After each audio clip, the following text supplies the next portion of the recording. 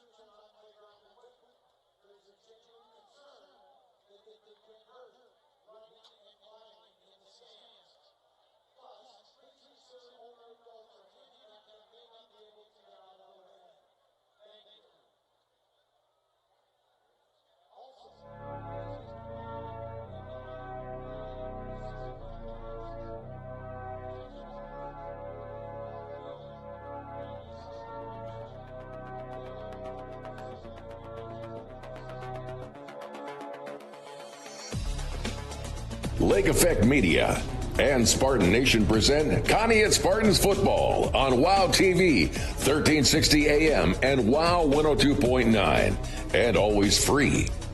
Brought to you by your great Spartan sponsors. Conneaut Dairy Queen. Enjoy lunch, dinner, or a cool treat soon at your Conneaut DQ. Chris Brecht State Farm Insurance. Here to help life go right. Conneaut Savings Bank. Come grow with us in Conneaut and Austenburg. University Hospital Conneaut Medical Center. Advancing the science of health and the art of compassion. Conneaut Save-A-Lot Food Store. Not lower quality, just the lowest prices every day. And Gerda's Pharmacy, family owned for over 60 years on Main Street, Conneaut.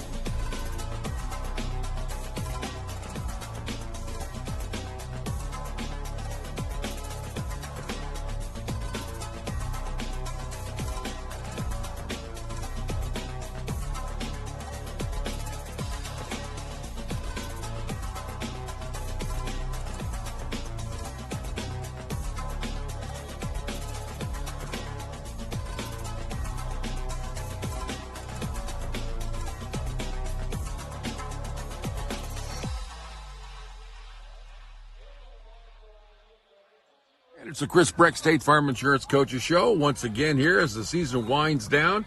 With me, of course, Coach Rocco Dobrin. Good to see you, Coach. Hey, great to be here as always. You know, the game against Geneva always reminds me of like the beginning of the year in college football where Ohio State will play like Aliquippa State or something like that, you know, or Southwestern Idaho Tech or something, you know. Like, yeah. Not that we're, you know, that down far from it, but it's always a little and it's lopsided for most everybody. Yeah, you know, it is, but that's the idea is to get there. You know what I mean? There's no reason where we can't get there, and our numbers are a lot better now at the lower levels.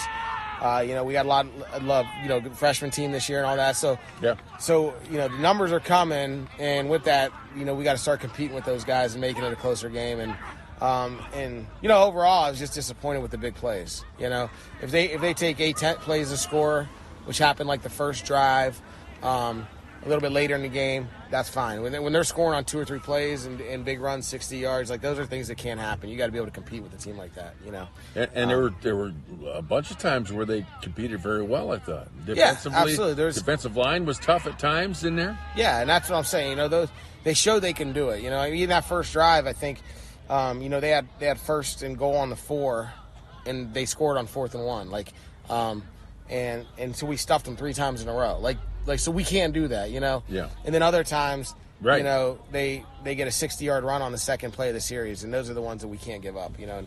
And you know, we aligned wrong a couple of times. And that's what film was good, because film showed them that it wasn't a matter of toughness. It wasn't a matter of they're way better than you. It was a matter of, hey, we're playing a better team, and then now all of a sudden you're starting to line up wrong. You're starting to do things wrong because you're trying too hard. Like they're trying too hard to play against these bigger kids, that they're not doing the right thing and like basically getting aligned up, you know. And there were times we moved the ball well, you know. I mean, yardage wise, like last year, yardage wise was a mess against them. Like we didn't get anything very, you know, going. And I think as a total offense, you know, we still had about 170 yards, you know. So we did move the ball a little bit, even though we didn't score until the end of the game there. But you know, there was definitely some positives to do it. But I think at the end of the day, we got to go into that game a little bit more mentally believing we can win, you know. So, and I think everybody's having a problem with Bryce Pete out there. I mean, he's not a real fast runner, right? But he's a big, strong kid, and he's a good runner. Absolutely, he's got good moves. He's elusive out there when he's running. Yeah, great player. You know, he's been player of the year as a junior. He was player or defense player of the year as a sophomore. He's tough. He probably could have been in his freshman year. I know he led Geneva in tackles his freshman year. So the kid's been there. I mean, you know, the good thing for us is that he's a senior and we're not going to play against him anymore. Yeah, right. That's a wonderful thing. But he's a great player and a great kid. He's a 4.0 student. Yeah. You know, and he's very well rounded, and so kudos to him. Really, I mean, he's a great player and a special talent. And then when he's doing so well, then then all their other guys, it opens up the game for them. You know, So and I don't mean to say that it's a Conneaut problem at all, because Joel was talking about it up in the booth. JT mentioned that it's been a long time since an Ashtabula school beat Geneva in the regular season. Yeah. So it's everybody. Yeah, absolutely. All of us in the county, anyway. Yeah. So, And I mean, and they got a good tradition going there. They are the biggest school in the county other than Lakeside, I think. Right. Which now they probably might be bigger than them because Lakeside's lost a lot of kids because of their school building. But yeah. It's just the way it goes. That's right. But, the end of the game was good. We had, you rotated some of your younger players, and our JV quarterback added another touchdown, this time in the air. Yeah. He had one rushing, and now we got one in the air. Yeah, he did. He was excited about it. Yeah, but that was real nice. You got to get those guys in, and, it was a point where, hey, it's time to get some of these guys. And you want to, we kept a couple ones in because you want to get them some ones in mixed in with some twos just to get that live game day experience. And all around, that was a good drive. Steven Kessler had a couple good runs. Yeah. There was a nice pass to Goudge, nice pass to Cedino for the touchdown. So we were able to move the ball pretty well. And just confidence-wise, Wyatt's got to see that and be in those situations. So hopefully he's gaining good experience moving on, Yeah, I was going to ask you about Kessler. He's the starting running back for the JV squad. Yes. Okay, yes. Now, and he's more of a fullback? Yeah, I mean, he's a tough runner for sure. We don't have a true fullback in our system. We have that wing. But he's a tailback. He's a guy that, might not be he has deceiving speed. Okay. But he's a shoulders down type runner. Yeah, he looks tough out there. He reminds me a little bit, and obviously he's a freshman. He's got a long way to go, but he reminds me of a little bit of a running style Mikey Williams used to have. Yeah. And obviously Mikey developed some great speed as he got older. And, we'll see if Kessler develops that kind of speed, but he has that shiftiness that, that kind of shifty hips that Mike Williams had. Yeah. And he has good vision. So he's done some great things. That, he's a freshman that doesn't play freshman games because he plays the whole JV game on both sides of the ball, at outside linebacker and at running back. It's not a bad comparison to be compared to Mike. No, not at all. Not at all. And I remember I said, he has room. He has a lot of big shoes to fill to get to that level. Yeah. But as a freshman, he has a similar style of running that Mikey did. Yeah, you bring that up too. When Mike Williams came back in his sophomore year after being injured, he ended up being faster. Yeah. He took some time. I don't know how that happens, but yeah, he did. He ended up building some real speed. So. Yeah. But fall is in the air. Got a little Christmas out there, Christmas in the air, and it's cooling off a little bit. Rivalry week with Edgewood. That's Absolutely. always exciting, right? Absolutely, very exciting. Very exciting. It's I feel like every year for a while now has been a good game. It's always, within a couple points. It's always tight game. It's, even last year when we got comfortable, we thought, we went up 2 touchdowns, and right then, next thing you know, they're right back in it, onside kicking. I know 2 years ago we won by 3. I think 3 years ago they won by 1. And it's for a while there, it's been a really tight game, no matter where we play. So they're a very good team. As you see, their scores are good against some of these teams. Right. But our team always plays well against them. So I hope that holds true again. They always play up for Edgewood. Sometimes I wish they played that way against every school. But it is definitely a fun atmosphere, fun game, and hopefully it's a great night for us. Yeah, absolutely. Thinking back to, and it really had nothing to do with the game, with the outcome or anything with Geneva. But they always ask us some concerns or things that pop up during the game they want to know the answer to, and I try to bring them all to you if I can. And that would have been the face masking call, that happened in the second half, I think in the fourth quarter there or something. There was a face mask call, and the refs marched it off as a 10-yard penalty. Isn't that normally a 15-yard penalty for face mask? I mean, it's a pretty serious penalty. Yeah, I don't really remember. There was one time they marked it off 10, and then they won 5 more. I'm not sure if that's what that only went 10 yards. Is all they went, and it wasn't an automatic first down either. Yeah, that's what I was confused at. I thought it was not. I know it happened behind the line of scrimmage, so maybe it was 10 yards from there. But I thought it was 15 too. You're right. Yeah, I went back and even watched it in replay. But I think sometime maybe it's the NFL where you see where if it's incidental contact, like sometimes your hand will just touch the face mask. Yeah, then that should have been a 5-yard though. So either way, I don't know where they get 10. I don't know. I don't know where they get 10. But you're right about that. It's definitely because I thought it was going to be a first down, and that was the only thing I kind of questioned. He's like, no, not it used to be, but it could be an OSHAA thing. I don't know. Yeah. I'll try to look that up, see if we can find it if it's just an Ohio thing. Right. Because, they change little things from time to time. Absolutely. I know that it used to be 15 and an automatic first down, and I know now, like, unsportsmanlike and personal fouls, like unsportsmanlike stuff is for automatic first down, but not necessarily personal foul face mask or, like, those kind of things. So okay. But, well, and sometimes I've seen it where there's a difference between, a flagrant face mask versus a and that's 5 incidental. yards. That's 5 yards to 15. So it should have been either 5 or 15. Either way. Yeah. Either way, though, that's good. So I want to ask you about that question too. Everything else going good as far as the team goes? Absolutely, they're excited. They're excited to play. Yeah, and you had Ryan come back. He was out. He had a few snaps out there. Yeah, absolutely. So it was great seeing him out there. He was involved in a couple tackles. Yeah, it was good to get him on the field a little bit. And we got him in a couple packages where we use double tight ends and stuff. And he ain't playing a whole lot, but he's getting back into the mix. And hopefully we can get him a catch or two before the end of the season. Yeah. So. Anybody else banged up at all, or everything's coming along okay? Or everyone's back. Anyone that we're concerned about.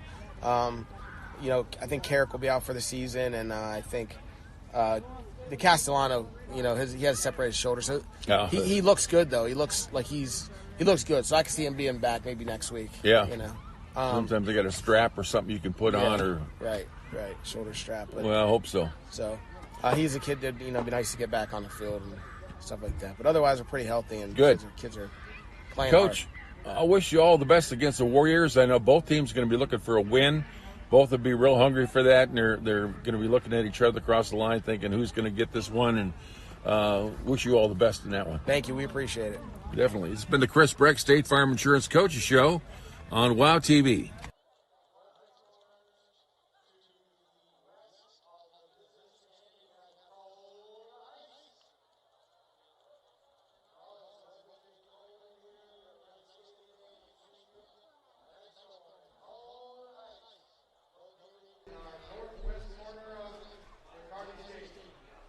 Hello, everybody, and welcome to Joslyn Field here in Riccardi Stadium. Great to have you here as the season is winding down. Tonight we have our last home game of the year at senior night out here. All of senior night was captured on WOW TV, so if you know anyone that would like to see that, if they had a senior in their family and they're out of town or whatever you may have, they can always call or remember to log on to 1360 WOW Sports on YouTube and watch the game. So they can catch all the action there. And remember to pass that along to everybody, too, if you have friends that are from out of town or former classmates or whatever they may be, or family that are gone, that have moved away to other parts of this country. They can always tune in and get a little piece of Conneaut wherever they may be at 1360 WOW Sports on YouTube, and then they can watch the game. So either way, we appreciate you joining in and joining us. We played the intro there along with the Coaches Show. We'll replay the Coaches Show here in a little bit again because we played it early, so we want to make sure anyone who's tuning in late or tuning in up close to kickoff time won't miss anything. So, and if you're tuning in on the radio, appreciate you joining us there. That's what you were listening to while you tuned in, was the Coaches Show with myself and Coach Rocco Dobrin. And we're looking forward to this game. With me, of course, is Joel Taylor. And Joel, this is probably I wouldn't say our last great chance. We got a chance against everybody, I think, that we play. But tonight, I think that we're legitimately pulling for a serious win. They really think they have a good opportunity to do well tonight against the Warriors and pull a win out of this game tonight. Well, we're both coming in at 3 wins and 4 losses, and we've had similar results against the teams that we've played throughout the season. As far as Lutheran West, we've both had victories over Lutheran West. We both lost to West Geauga. We both lost lopsided games to Geneva. We have not played Madison. Madison beat Edgewood last week in an exciting game. And we beat Jefferson, and Edgewood has not played Jefferson yet. So based on just the comparison of the teams that we played, we look to be even. Edgewood, now they're not the offensive juggernaut that Geneva was last week, but they averaged 28 points a game. So they are definitely a team to be contended with when it comes to especially passing the ball. Right. One thing too, Joel, I made a point with this with Rock that when it comes up to the game where we play Geneva seems to be a step ahead of just about everybody in the CVC, or at least in Ashtabula County, of teams. And you brought up a stat, I think, last week about how long has it been since an Ashtabula County team has won against Geneva. Was that you? I don't think that was me. No, that was somebody else, I guess. I don't know who we were talking to. Well, again, it's been a while, though. Well, we play in this Lake Division of the Chagrin Valley Conference in football. We are we're the smallest of the 6 teams involved. Right. Jefferson is just above us, and then Edgewood. So we are the 3 smallest schools, and Geneva does have a decided size advantage against all of us. But they're just a good football team. They beat everybody. Yeah. Or most teams that they play. Yes, they do, and including some some storied franchise or storied teams that are out there in Perry and so forth. They played against some very, very strong teams elsewhere. So, it is what it is. And Coach Rocco welcomes this. He thinks it's a standard that we can set ourselves to. That's what he's shooting for. He wants the team to get to that point to where we can be competitive with the Geneva. And, exactly, and that's what a coach's goal should be. Right. We look at this. This is a fun game for us every year. This is the Ohio State Michigan of our little corridor of Ohio. Yeah. It doesn't. It never fails to entertain. Last year, a close game won by the Spartans, 29-27 at Corlew Stadium in Edgewood, and we look at the tail of the tape over the last since 2004. The Spartans have an 11-7 advantage since 2004 and have won 9 out of the last 11. So it doesn't really matter what the records are. These teams play because of this rivalry. They play hard against each other, and they look for bragging rights of Route 20. Yeah, that's a great point. It really is, and and a lot of times that's enough to carry you for an entire year until you have to meet again next year. Of course, we're looking forward to a great game here tonight. You see, with this rain that we've had both last week and this week, the field has greened up quite a bit. We had a couple of brown patches out there because it had been pretty dry this summer for a long period, and so it looks like it's in great condition here tonight. So we're looking for a great game. It's senior night out here at Jocelyn Field, so everyone is feeling high and doing everything they can to enjoy themselves this evening. Got a nice crowd here tonight, so we're looking forward to this game. So tell you what we'll do. We'll take a brief time out here and go back and listen to the coach's show one more time, and then we'll be back for the kickoff. You're listening to Spartan Countdown here on WOW Radio and WOW TV. Of the Conneaut High School Spartan Marching Band. The assistant director is Ms. Liz Bernardini. The drill.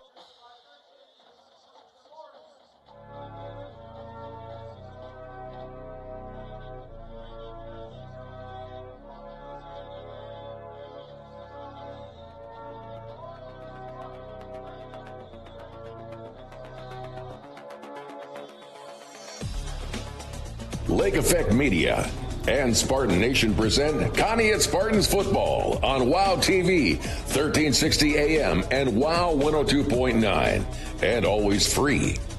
Brought to you by your great Spartan sponsors. Conneaut Dairy Queen. Enjoy lunch, dinner, or a cool treat soon at your Conneaut DQ. Chris Brecht State Farm Insurance. Here to help life go right. Conneaut Savings Bank. Come grow with us in Conneaut and Austinburg. University Hospital Conneaut Medical Center. Advancing the science of health and the art of compassion. Conneaut Save-A-Lot Food Store. Not lower quality, just the lowest prices every day. And Gerda's Pharmacy. Family owned for over 60 years on Main Street, Conneaut.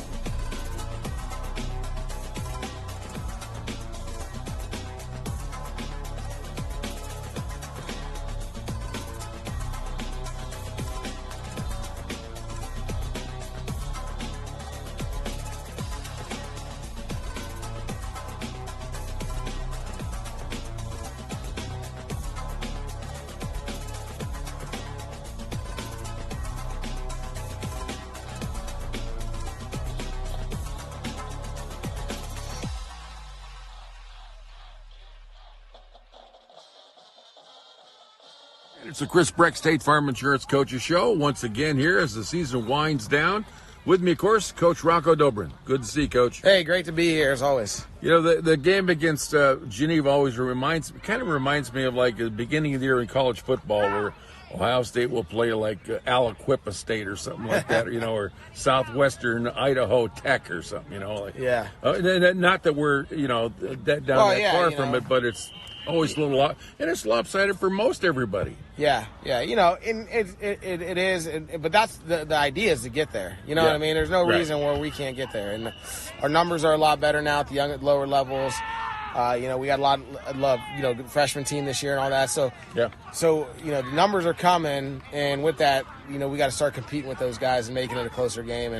And overall, I was just disappointed with the big plays. If they take 8-10 plays to score, which happened like the first drive, a little bit later in the game, that's fine. When they're scoring on 2 or 3 plays and big runs, 60 yards, like those are things that can't happen. You got to be able to compete with a team like that, And there were a bunch of times where they competed very well, I thought. Defensively, absolutely. Defensive line was tough at times in there. Yeah, and that's what I'm saying. They show they can do it. Even that first drive, I think, they had first and goal on the 4, and they scored on 4th and 1. And so we stuffed them 3 times in a row. So we can't do that, Yeah. And then other times, they get a 60-yard run on the second play of the series, and those are the ones that we can't give up, And we aligned wrong a couple of times. And that's what film was good, because film showed them that it wasn't a matter of toughness. It wasn't a matter of they're way better than you. It was a matter of, hey, we're playing a better team, and then now all of a sudden you're starting to line up wrong. You're starting to do things wrong because you're trying too hard. Like they're trying too hard to play against these bigger kids. Yeah. That they're not doing the right thing and like basically getting aligned up, And there were times we moved the ball well, Yes. Yardage-wise, like last year, yardage-wise was a mess against them. Like we didn't get anything very, going. And I think as a total offense, we still had about 170 yards, So we did move the ball a little bit, even though we didn't score until the end of the game there. But there were definitely some positives to do it. But I think at the end of the day, we got to go into that game a little bit more mentally believing we can win, So. And I think everybody's having a problem with Bryce Pete out there. I mean, he's not a real fast runner, right? But he's a big, strong kid, and he's a good runner. Absolutely. He's got good moves. He's elusive out there when he's running. Yeah, great player. He's been player of the year as a freshman or as a junior. He was player or defense player of the year as a sophomore. Oh, yeah, he's tough. He probably could have been in his freshman year. I know he led Geneva in tackles his freshman year. So the kid's been there. The good thing for us is that he's a senior and we're not going to play against him anymore. Yeah, right. That's a wonderful thing. But he's a great player and a great kid. He's a 4.0 student. Yeah.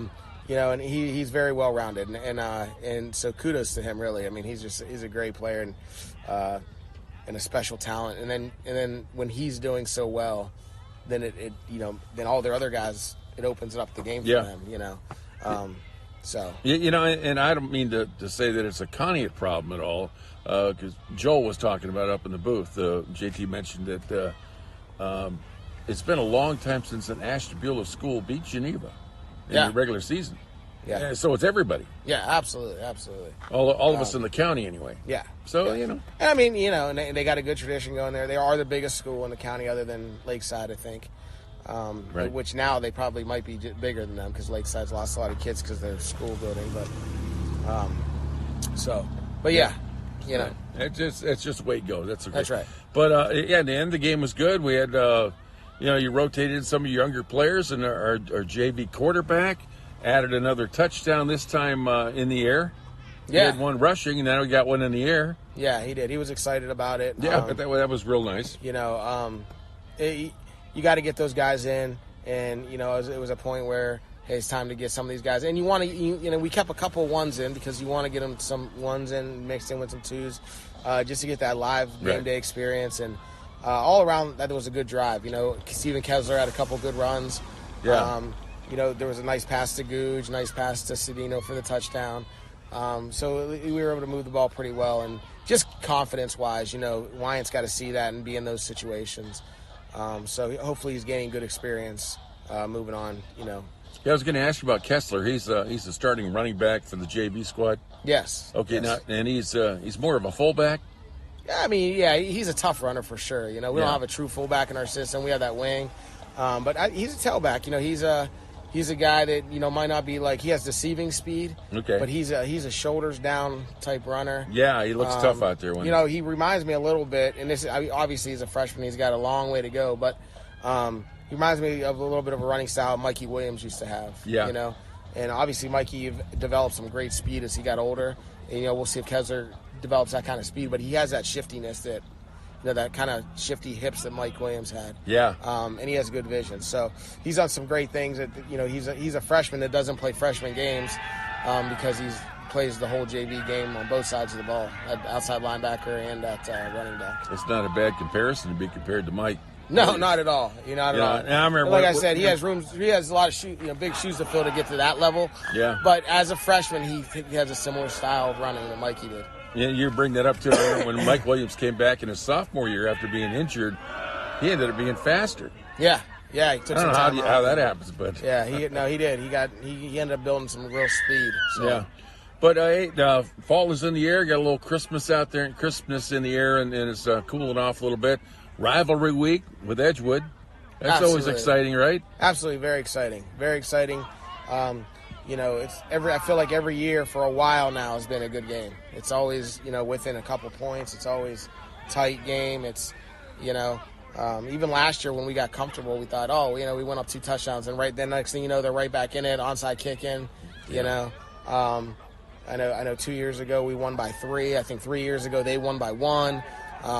And it's for a while there, it's been a really tight game, no matter where we play. So they're a very good team. As you see, their scores are good against some of these teams. Right. But our team always plays well against them. So I hope that holds true again. They always play up for Edgewood. Sometimes I wish they played that way against every school. But it is definitely a fun atmosphere, fun game, and hopefully it's a great night for us. Yeah, absolutely. Thinking back to, and it really had nothing to do with the game, with the outcome or anything with Geneva, but they always ask us some concerns or things that pop up during the game they want to know the answer to, and I try to bring them all to you if I can. And that would have been the face masking call, that happened in the second half. I think in the fourth quarter there was something. There was a face mask call, and the refs marched it off as a 10-yard penalty. Isn't that normally a 15-yard penalty for face mask? I mean, it's a pretty serious penalty. Yeah, I don't really remember. There was one time they marked it off 10, and then they won 5 more. I'm not sure if that's what that only went 10 yards. Is all they went, yeah. and it wasn't an automatic first down either. Yeah, that's what I was confused at. I thought it was on. I know it happened behind the line of scrimmage, so maybe it was 10 yards from there. But I thought it was 15 too. You're right. Yeah, I went back and even watched it in replay. But I think sometime maybe it's the NFL where you see where if it's incidental contact, like sometimes your hand will just touch the face mask. Yeah, then that should have been a 5-yard though. So either way, I don't know where they get 10. I don't know. I don't know where they get 10. But you're right about that. It's definitely because I thought it was going to be a first down, and that was the only thing I kind of questioned. He's like, no, not it used to be, but it could be an OSHAA thing. I don't know. Yeah. I'll try to look that up, see if we can find it if it's just an Ohio thing. Right. Because they change little things from time to time. Absolutely. I know that it used to be 15 and an automatic first down, and I know now like unsportsmanlike and personal fouls, like unsportsmanlike stuff is for automatic first down, but not necessarily personal foul face mask or like those kind of things. So okay.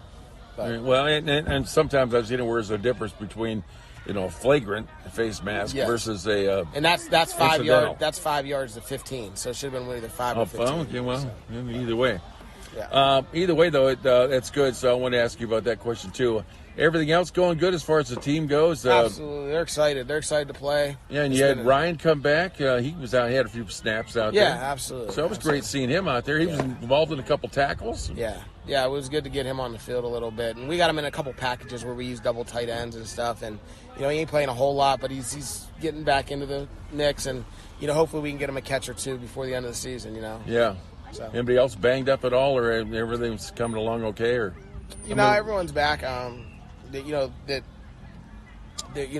that we're concerned about. I think Carrick will be out for the season, and I think the Castellano, he has a separated shoulder, so Oh. he looks good though. He looks like he looks good. So I can see him being back maybe next week. Yeah. Sometimes they got a strap or something you can put on, or right, shoulder strap. But, well, I hope so. So he's a kid that be nice to get back on the field and stuff like that. But otherwise, we're pretty healthy and good. Kids are playing Coach, hard. I wish you all the best against the Warriors. I know both teams are going to be looking for a win.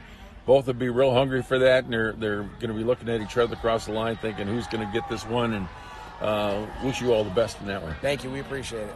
Definitely. It's been the Chris Brecht State Farm Insurance Coaches Show on WOW TV. And the Coaches Show just came to an end, just in perfect timing here for the kickoff. I don't like it when we run late and we miss the first kickoff, so we did pretty good timing anyways tonight, if nothing else. We'll wait and see how the game turns out.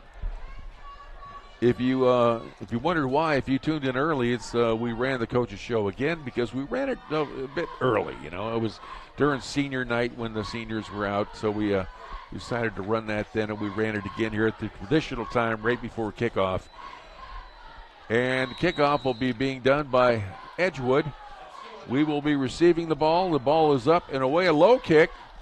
Bounces at the 20. It is picked up at the 10.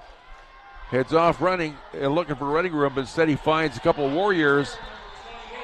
They push him back. I think it'll be forward progress about at the 13-yard line. That's where it'll be 1st and 10 for the Spartans. That was Grayson Ballard on the return. And the Spartans are in business, 1st and 10.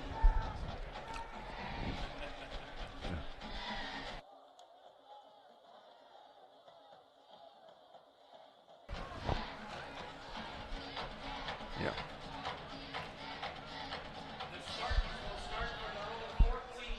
And it's been a while since we've seen a team that seemed like they were smaller than us, but I do believe that's what it looks like out there to me now. I could be wrong, but Edgewood has got some size, definitely, but overall they've got a smaller, speedy team. We've got 2 receivers to each side of the Spartan formation.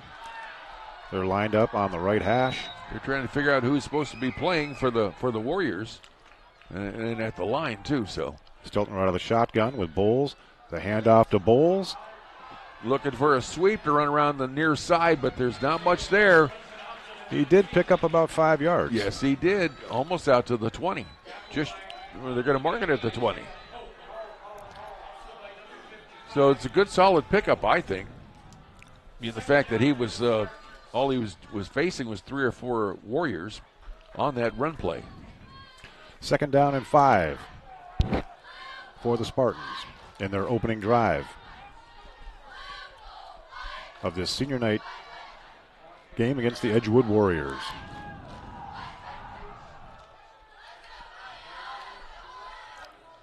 Stilton with the snap, hands it.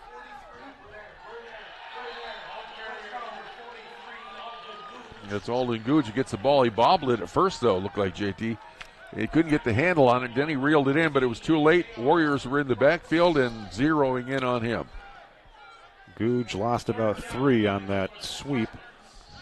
Alden Goudge is the Dairy Queen Player of the game last week in that losing cause we had against Geneva, but he did rather well. He got quite a few tackles out on defense, and good game for Alden.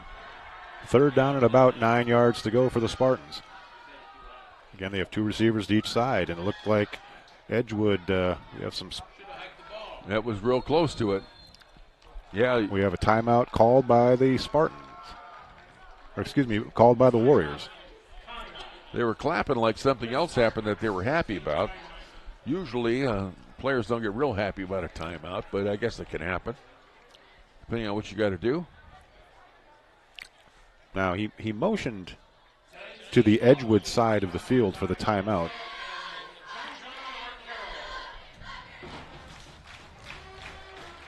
If anybody missed the coaches show, I talked about that. Remember last week I said I was going to find out about that face masking call. Talked about it with Rocco. They marked off 10 yards, and it was not a first down. There is no 10-yard call for a face masking. We said we talked about that tonight. There's a 5-yard for incidental contact and 15 yards automatic first down for flagrant or face masking. And neither one of them were called, but it didn't matter.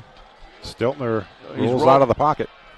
It's away. It's downfield. He's open. Oh, overthrown. Looked like he was. Look at first like Goudge was slowed down, waiting for the ball to catch up when he should have been speeding up, trying to catch up to it.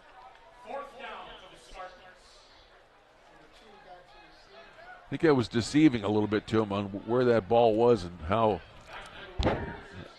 where it was going to be targeted towards. The Spartans come up short on their first drive of tonight.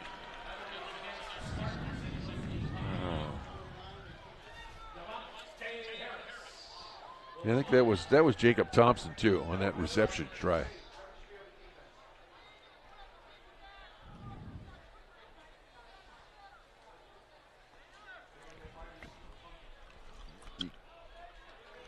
Devin Sanchez back for the Warriors to receive the punt. Here's the snap. Harris with the punt. And it looks like a whistle. Yeah, something on the line, I would think. Illegal procedure against the Spartans. Yeah. It's going to back it up 5 yards.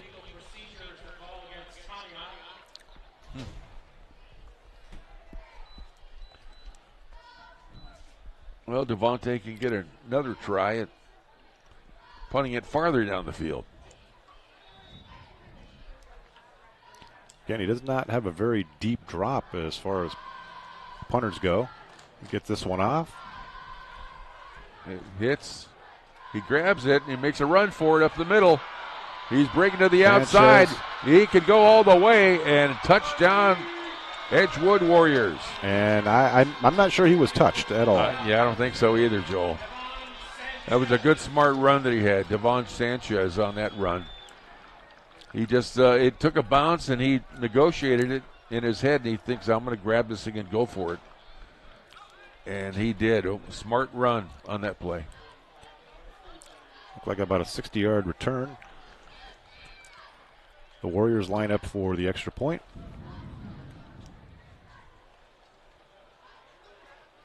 Excuse me, that was a 40-yard return. I think that's the kind of thing that we're up against, too, is that that quick responses that they have.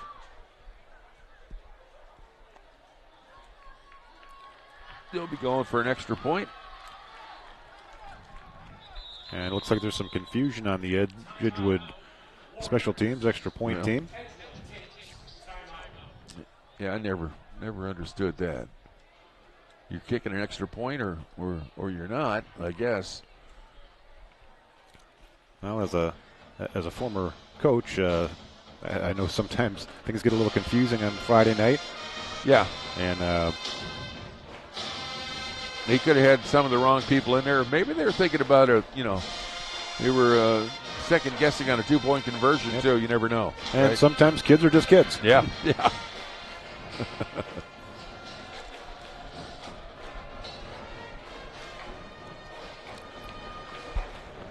As we mentioned too, that we're it's senior night. We got a big core of seniors that are out here. 11 seniors leaving the football team this year. Thankfully, we got big underclassmen coming in underneath it to fill some of those shoes, or at least we hope that they can. So, even losing 11 seniors off your football squad. Looks like one of the Warriors has been sent off the field for an equipment change.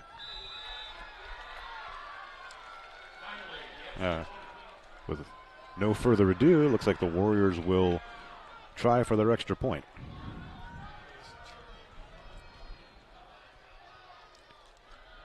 There's the snap, and it's up, and it looks to be good. Yep. It takes it to 7. 9:52 into the first quarter. Yeah, they did that rather quickly, but we'll get the ball back here and see if the Spartans can start getting something moving on offense.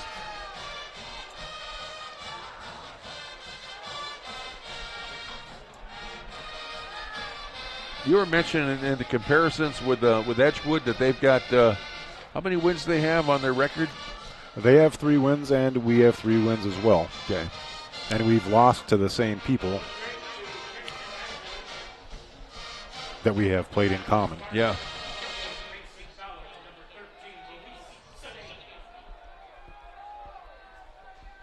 I knew some of the sports guys had Edgewood picked rather high at the beginning of the year. They thought that they may be a very competitive team in the CVC.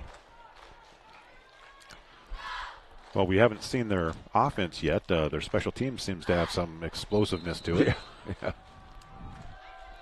Yeah, that's an offense led by J.J. Dufour, right? Long kick. He's caught at the 15. I believe that's Ballard again. He gets it out to the 26.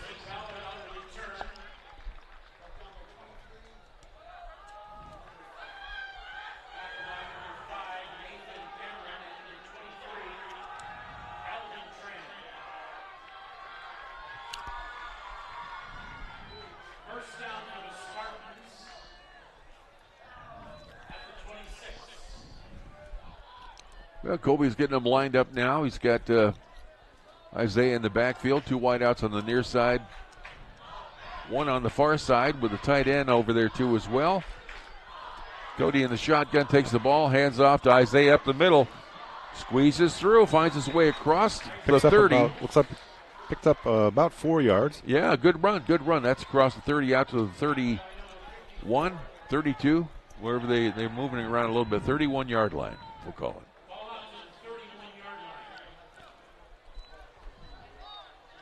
So good solid run up the middle. Second down for Conneaut. Bowles averages 8.4 yards a carry.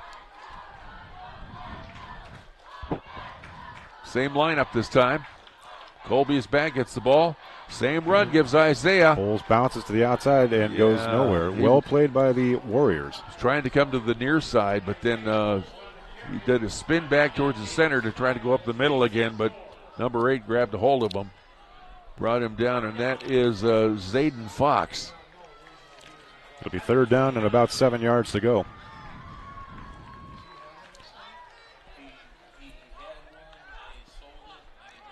It's the Spartans' second attempt on third down. They were unsuccessful in their first try.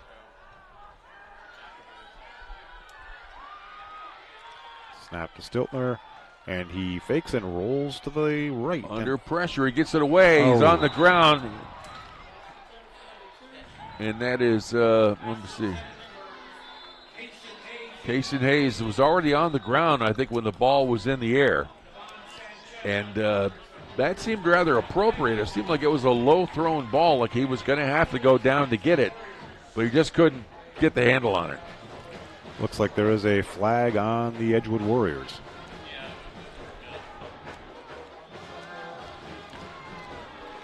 And that is going to give the Spartans, that's a 15-yarder. That's a personal foul. And Stiltner, again, did a great job eluding the rush and threw well on the run. Yeah, you have to see that on instant replay to see who was guilty of the. There's a handoff again. Bowles up the middle. Busting loose. Trying to break free to the far side, but he can't do it. Brought down, but across the 50, he's down at the 47-yard line. Picked up about 8 yards.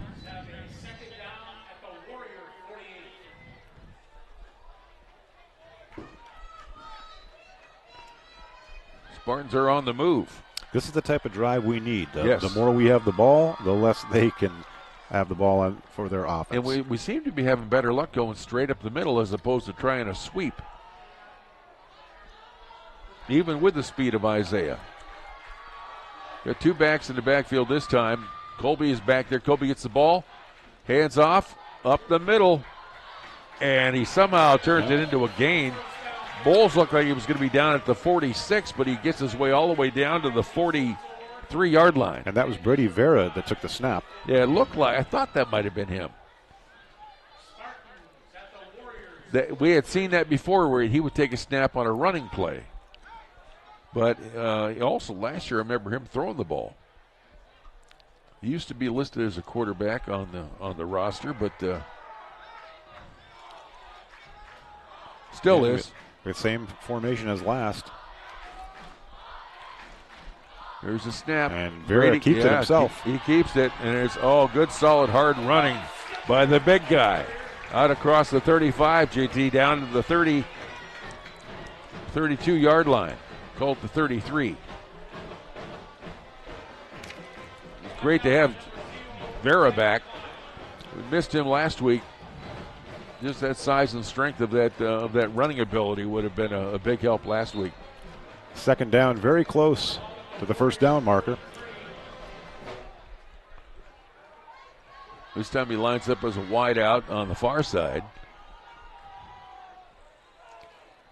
Jacob Thompson. And the clock has stopped. The officials are conferring about something.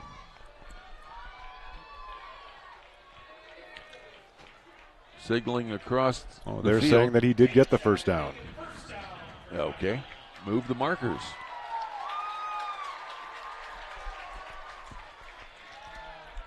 I think I've only seen them bring the markers out, is it once? They don't want to bring the markers out anymore. They want to eyeball it up from the center of the field looking to the sideline. I think, to speed the game up. I'm assuming it's the reasoning why. Ball at the 33-yard line of the Edgewood Warriors. Jacob Thompson on the near side. Vera under center for the shotgun.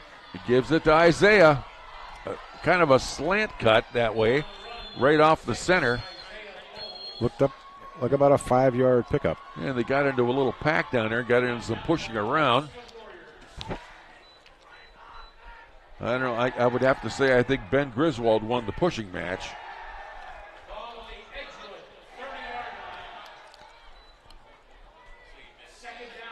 I was a little generous. He got 3 yards.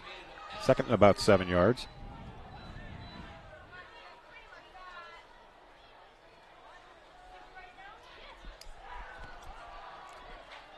Again, Brady Vera still in the game. Split backfield, shotgun formation. And mostly what's working tonight, Joel, is the running game. The passing game we still not have been able to complete anything yet, which is a little unusual for us, and I'm sure they're going to want to try to reconnect with that. Hand off. It's up the middle from Brady Vera. He took the ball. Nice fake to Goudge. Yes, it was. And he picks up about 3 yards. He making marked that at the 27? 26? 27. Third down and about 5 yards to go.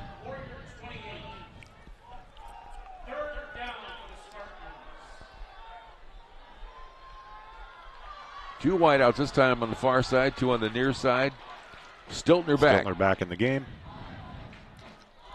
There's the ball, looking to throw it to the near side. He was trying to get it to Brady Vera, but Brady was wrapped up with a defender. Wasn't even turned around looking for the ball. So I'm not sure what happened there. It's almost like he didn't expect it. Did you get that? Yes, he was definitely not looking for the ball. We're 5 minutes and 5 seconds into the left in the first quarter. Score 7-0. Edgewood Warriors over the Conneaut Spartans. And the Spartans are attempting their first fourth down conversion of the evening. Fourth and about 5 yards to go. Stiltner's going to throw it for the far side. Oh, it's a crossing. It's picked off, though. Warriors get it. One guy to beat. That's going to be Colby Stiltner. Unless Isaiah can catch him, and nobody can. He's gone to the races.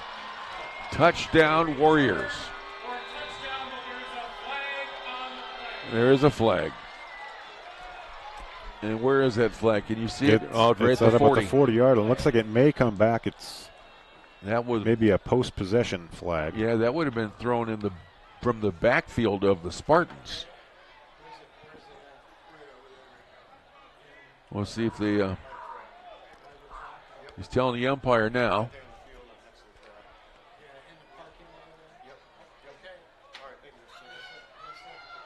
Now they're laying a flag out on the 45. It's against the Warriors. Holding. It's on the return, though. The Warriors will take the ball and have a nifty interception and pick six negated. Yeah. Yeah, so it happened after he caught the ball. They'll take over at their own 35-yard line. Well, that's a little better. I mean, if yeah, you don't. It's the first time we'll see the Warrior offense this evening. Yeah, led by J.J. Dufour. That's how you say him? Say his name? I believe so, yes. We've been waiting to see this guy for a while now. He's got three wideouts on He's the got far an side. Empty backfield. One guy in motion. And he holds the ball himself. Yes, he does. Picks up about 6 yards. Good run from J.J. Dufour. To the 41. Dufour has the second most carries on the Edgewood offense, behind Javian Pope. So it shouldn't be any secret there. They have a running quarterback just as we do. We have trips to this side. Hand off to Pope up the middle. He's going off the left side. And he's very close to the first down. Yeah, off the left guard there. Finally gets stopped just before the first down, I think. Now they're moving him. Or are they? Looked like they were moving the markers. Yes, they are.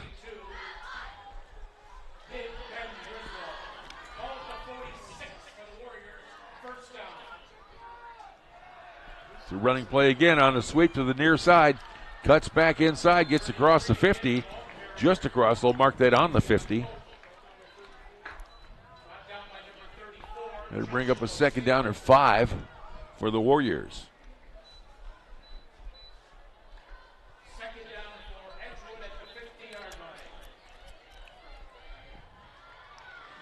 Got three wideouts on the far side. Dufour out to the side, a flank pass. It's caught.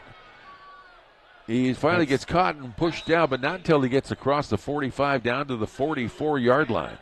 Tanner Klein on the reception.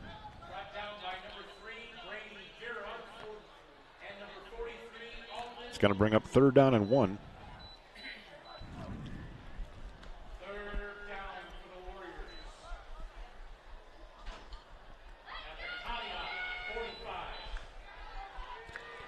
Snap and running play up the middle again. He's got plenty of room, and he gets past everybody. He's not even touched, Joel, into the end zone. My goodness. 45-yard touchdown run on the keeper by unbelievable Dufour. He ran through a lot of Spartans to get there and was not touched.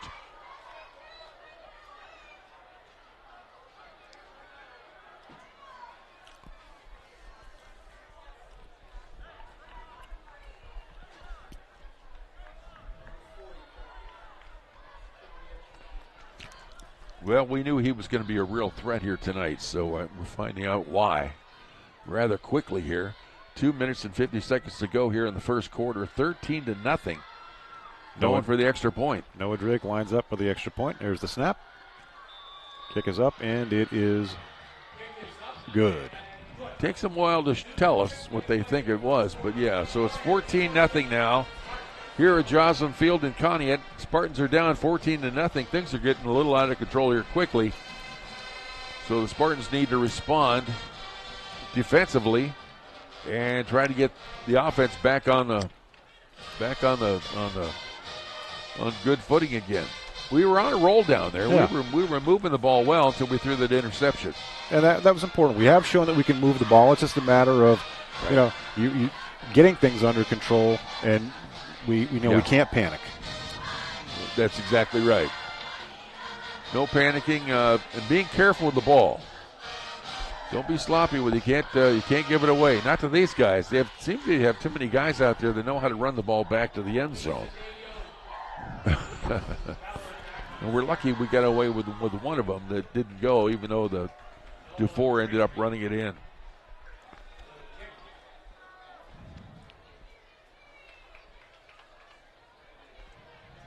Well, this is senior night, so the senior guys there's a lot of them out on that field. They're not going to want to walk away from this game here tonight with a loss. Between extra points and kickoffs, this is the 5th time Noah Drake has touched the ball with his foot. So Nice high kick. And again, Grayson Ballard with the ball. Caught about the 16-yard line. He's trying to get out past on the far side, but doesn't do it. Forced down. I think they're going to mark that one at the 26-yard line. 1st and 10 for the Spartans from the 26.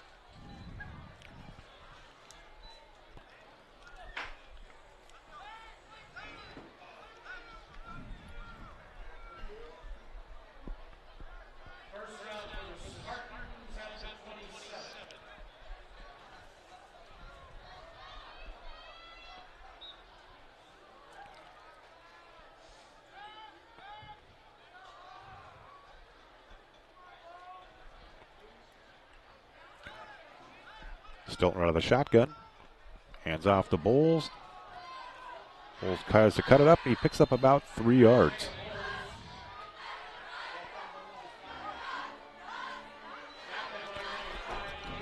Second down and 7. With 2 minutes and 28 seconds left in the first quarter. Spartans down 14-0.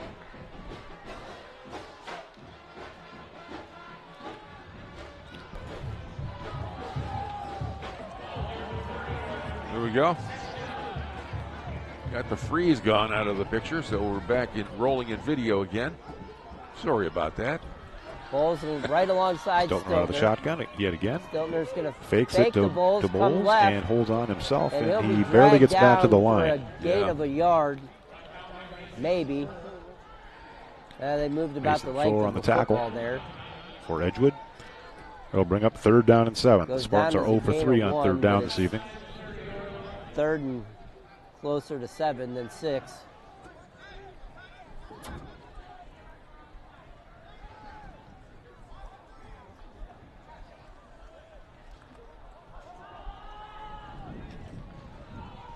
Barnes hurried to the line. Brady Vera this time lined up on the near side. Stiltner and Bowles in your Wide out. backfield. Got two on the far Bowles side. behind Stiltner. 2 Isaiah's wide to the behind right, Colby. 1 to the left. Gets a snap.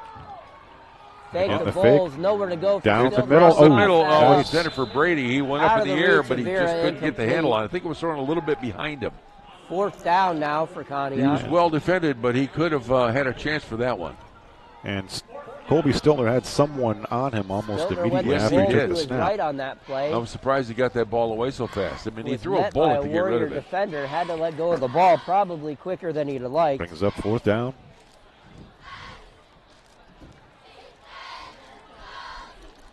Devontae Harris Devontae now Harris on on the the punt. There's the snap. Kicks up and away. That's a wobbler. Over, bounces about at the 43 and gets a roll downfield. It's going to finally stop at just across the 30.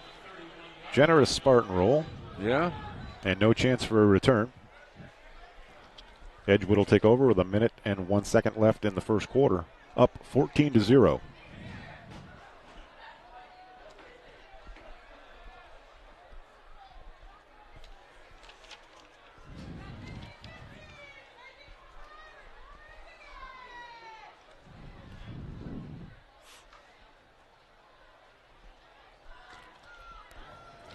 Warriors line Warriors up set with up for their second possession of the night. receivers They to lead each side, 14-0 and very following similar a formation to our 42-yard own. punt return and a 45-yard touchdown run. Dufour out of the shotgun. 1-on-1 to play first quarter. Well, J.J. Dufour, the quarterback. And Jaden we Polk, the now have a running back. flag. Look yeah, right. I think, Conneaut jumped and they didn't get back. It's going to be an Edgewood penalty, illegal They're gonna procedure. call a Oh, be darned. procedure penalty against the Warriors. That'll back it up 5. Yeah, I thought for sure that was Wyatt Distel.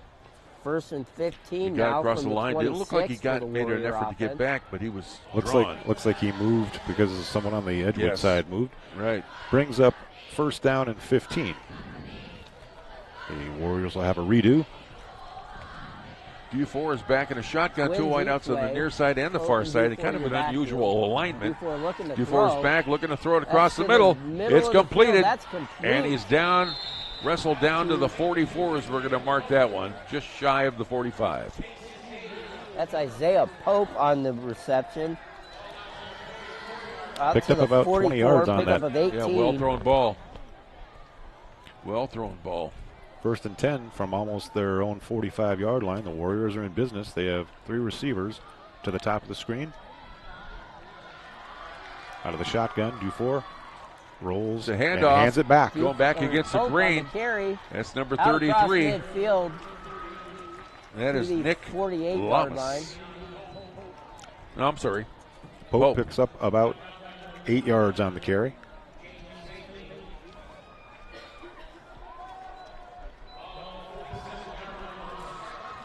Javion, is that how you say it? I believe so. Javion Pope. Tape a 9 for Pope there, second and And one. we got the clock running out here. That'll be Not into quite the 9, first quarter. actually. Coaches will talk about it through the break here, and we'll That's be the end back of the with the first start of the quarter at second Joslin quarter Field, Edgewood 14, after these Conneaut messages. 0. You're listening to Conneaut Spartans football on WOW TV and WOW Radio.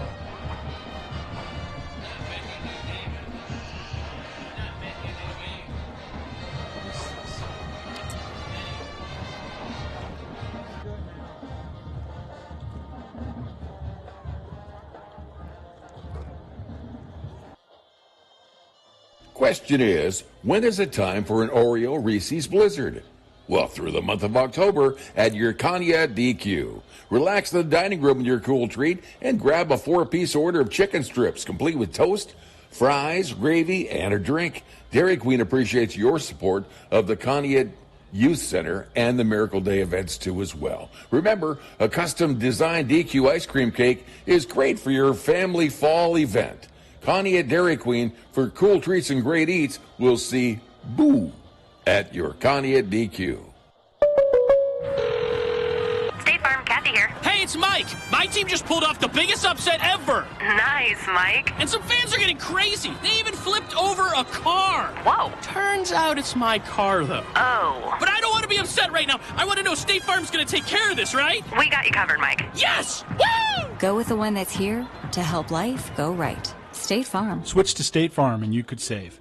In Conneaut, call me, Chris Brecht, at 593-1191 or visit me at brechtinsurance.com.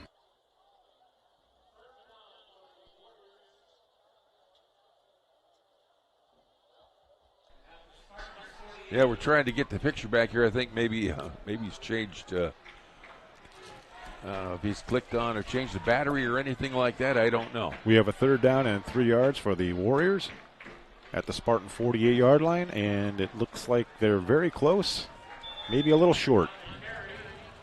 Bob Shackle is our cameraman tonight.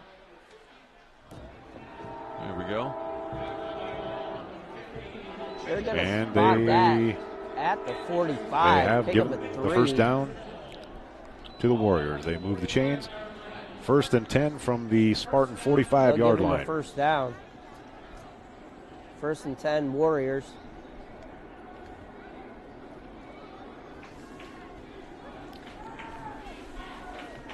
Dufour and Pope. Dufour's going to Snap drop to the Dufour. throw. Looking Throws to the the ball right side. He's downfield, being held by and a it looks like defender. there's going to be Flag. some. Yeah, I think the like receiver was everybody who had pushing one off through against the one. defender. He's not allowed to do that either. He was trying to push him back. I think that's going to go against us, though. Yeah, it might, but I certainly saw that, and As the then I Warrior think the defender receiver then tried got to break hooked up with free. him, The and they Conneaut probably defender called grabbed pass hold interference. and didn't let go. Yeah, I guess that would have been down there too. They're saying he held on to the wide receiver. I guess the straight arm would have been legal. They're going to march off. It looks like a 10-yard penalty. A running back can do that. 1st and If 10, a wide Warriors receiver from can the do that or Conneaut not. 35. If they haven't caught the ball yet. Not when the ball's in the air. Yeah, not when they don't have possession. It may have saved the First down at the 35-yard line of the Spartans. Dufour gives it to Pope again, going off the right guard, right tackle. Picks up about 3 or 4 yards. Taken to the 31, pick up a 4. 2nd down and 7 yards to go. Joel, they're going to have to find a way of stopping Pope for one thing. If they could stop him, that would then leave the running duties then to Dufour, and then at least they can target on him. But all that's easier said than done, isn't it? 3 wideouts on the near side. Dufour is back. It's out to the flank. It is caught, and then he's wrestled down, not until he gets to about the 22-yard line. Tanner Klein That is on the reception. Tanner Klein. Taken down at the It's like about a 10-yard 23. pickup and another first down for the Warriors. Pickup of 8. First and 10.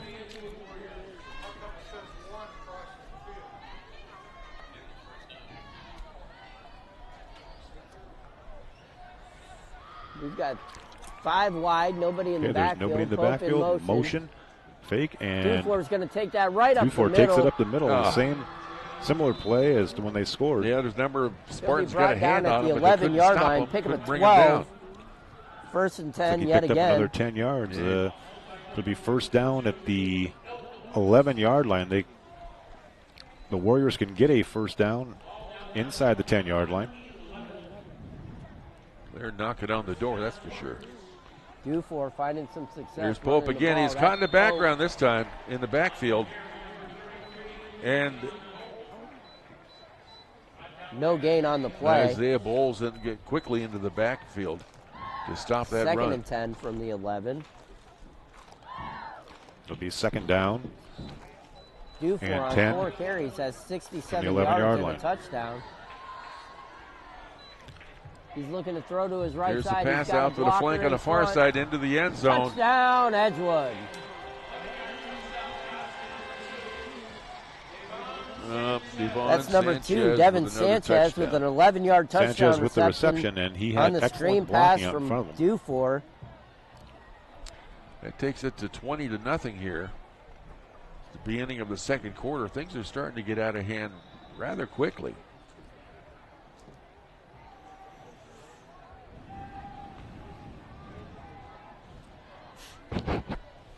Drake on to attempt the PAT.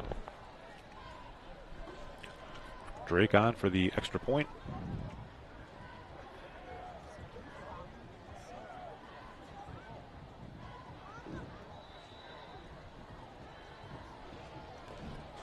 So Drake for the PAT. There's the snap, the hold, the kick is up. Snap, hold, and it's it's right good. down the middle, it's good. So he's perfect tonight for Edgewood, the 21, point after Conneaut, attempts. 0, 9:21 to Yeah, play, all 4 second of them. quarter. Or all 3 of them. Warriors 21-0, Joel. with 9:21 left in the first quarter. My.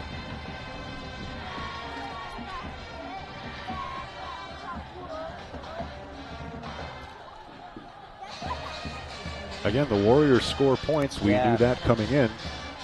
We have to find a way to stop them and have a sustained drive. Again, we've shown evidence that we can move the ball. They have done it. They have been doing it. You're right. Seems like they get things rolling along rather well, and then they make a mistake, and then they've had to pay dearly for those mistakes here tonight.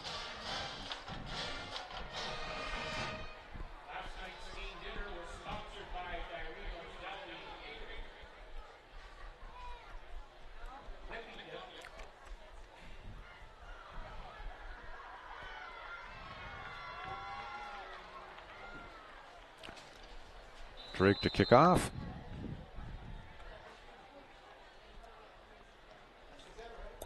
It's caught about at the 12-yard line. Takes off running. That's Cedinho looking for some running room. Get around the corner. He can't do it.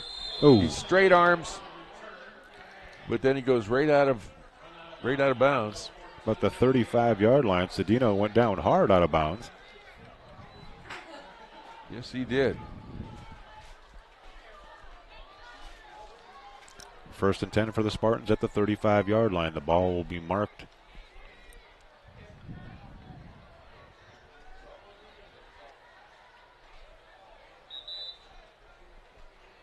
at the right hash.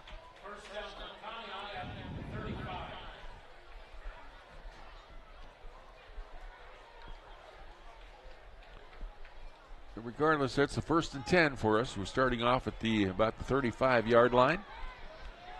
Colby is back, looking this time to get something constructive rolling here. 2 wideouts on the far side. One was in motion, but I think he was just out of position. That's Brady Vera on the far side. Also, double tights. Colby gets the ball, gives it to Isaiah, but he is caught in the backfield and thrown down. That's a loss of at least 5 yards on the play. Yeah, that's number 62. I think they got a grip on him real fast there. That would be And he touched the ball and shortly thereafter was engulfed by the Warriors. Didn't have much time to have anything develop on that play. Yeah, was that 62? I thought it was. Must have been 52. Brock Fruitz.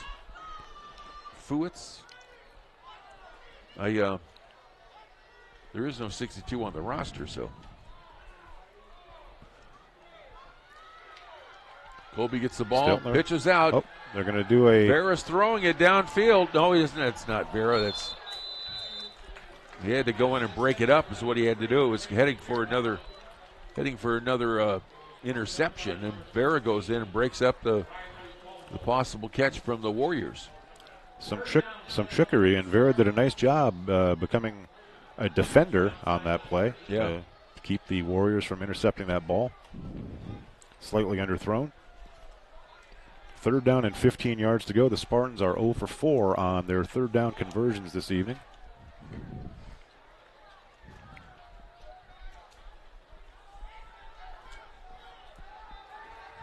They're trying some different things out here to give them an advantage, and it's not working out. Colby gets the ball, fake handoff, rolls out to the near side, going to throw the ball. He pulls up and runs out of bounds. He picks up about 5 yards. Not going to be nearly enough.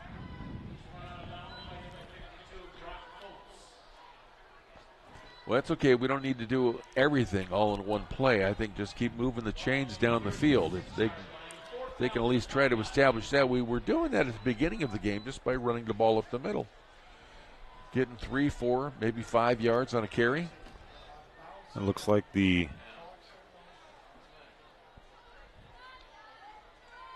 Spartans are going to punt the ball. Harris with the punt. Harris with the punt, and it's up, bounces about at the 37 and rolls down to 26-yard line. And the Warriors will take over there. 8 minutes and 2 seconds to go here in the first half. 21-0 still. About a 36-yard punt with the roll.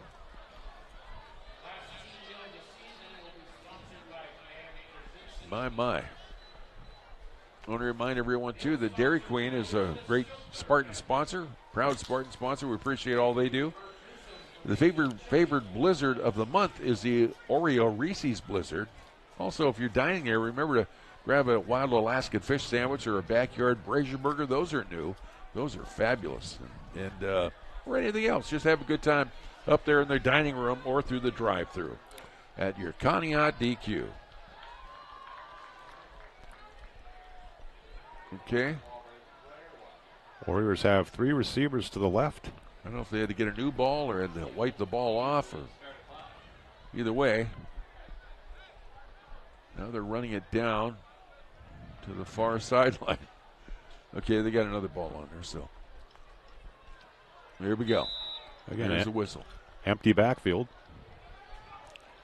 Except for Dufour. He's got wideouts out there looking to throw the ball. 5 wideouts. One guy in motion. Fake handoff to him. Downfield throw. It is overthrown. And overthrown. My. But he had him beat. He had us beat on that run, on that pattern that he had. If he'd have hit him in stride, that would have been an easy another touchdown.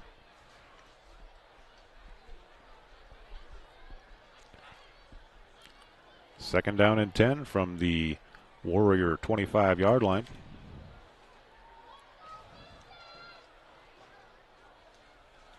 Out of the shotgun, 3 receivers to the left again. One to the top of the screen. Dufour is under a big rush there, but he completes the pass. And finally caught from behind, wrestled down, but that's Spoon that catches him that time. Josiah Pope on the reception. Witherspoon, he was a defensive player of the game 2 weeks ago against. Oh, where's that at? Okay. First down at the 36-yard line. Okay, it'd be first down. Warriors coming to the line. 2 receivers to each side, and we've got Dufour out of the shotgun. With Pope right beside him to his right. Looking to throw the ball. Under a lot of pressure. He's wrestled down. It was Vera that had him. The flag is thrown.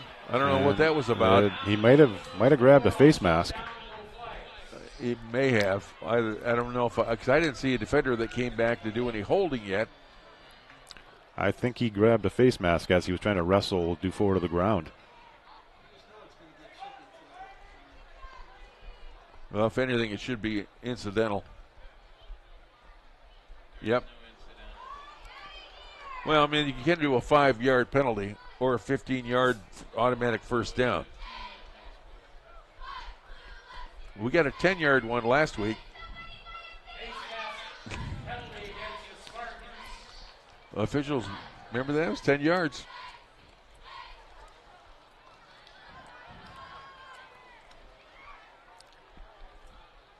You got to listen to the coach's show. Coach talks about it. So rather than having a 8-yard sack, My goodness. How far was that? That's a 15 yards. Seemed like it was awfully. Yeah, I guess so. Just across the 50 into Spartan territory. We have 3 receivers to the right and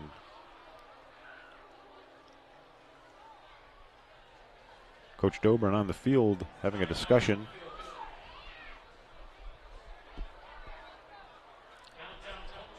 Yep, and he must be serious. He's all the way out in midfield right now. All the way halfway across the field. Talking with the umpire.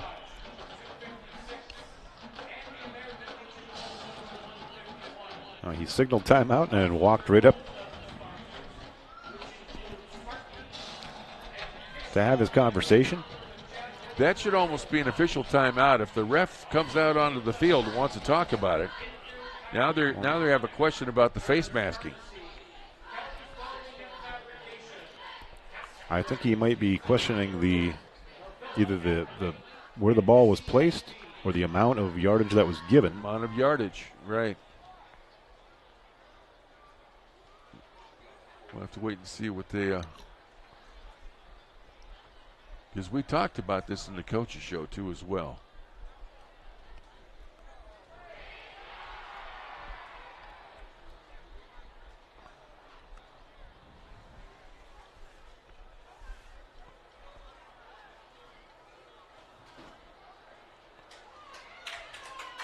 See, it is coming back. It's coming back 5 yards. See, now there's no 10-yard face masking penalty.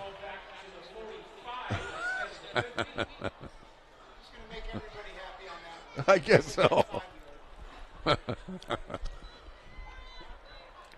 They did that last week with a 10-yarder. Still a first down for the Warriors as they take the ball at their own 45-yard line. Snap to Dufour. Fakes and throws down the middle. Throws, and a nice job. Nice play. That's Alden Goudge with the interception. Alden Goudge on the interception. Alden Goudge jumps up and takes that coming off out a great of the air. game last week against Geneva. The ball was deep down the middle. First with and the 10 Dairy Queen Player of the game. From their And, own 24. Given some reason why he should be called that again here tonight. 7:06 to play, first quarter. Edgewood leads 21-0. That was a much-needed break for the Spartans. They take over at Second the quarter. 23-yard line. Shackle. Snap to Stiltner. Stiltner's going to throw. Throws. That's Cedeno on the reception. Looking for a block. Vera gives it to him. Take it out across the 30. Cedeno. That was some good, smart running from Lewis there. He cut it back inside and made it work for an 8-yard gain. Anyone else would have tried to just continue that sweep, see if he couldn't get around the corner, but out with to this the speedy 31, team he's up pick up of against 8. tonight, he chose to try something different and turn it into something else, but you got to give him credit for that. I have That's that the as first reception Stiltner's for the first Conneaut completion receiving of the corps evening. tonight. We have 2 receivers to each side. We have Bowles in the backfield. Stiltner with Bowles behind him. Bowles And is going to handoff get up the carry the right middle. up the middle. He Bowles picks his way squeaks through the through. line. And fighting his way all the way past the He 35. will pick up 5. And he's going to pick First up and 10 a first down. Spartans at the 36. So a little something going here for the Conneaut offense.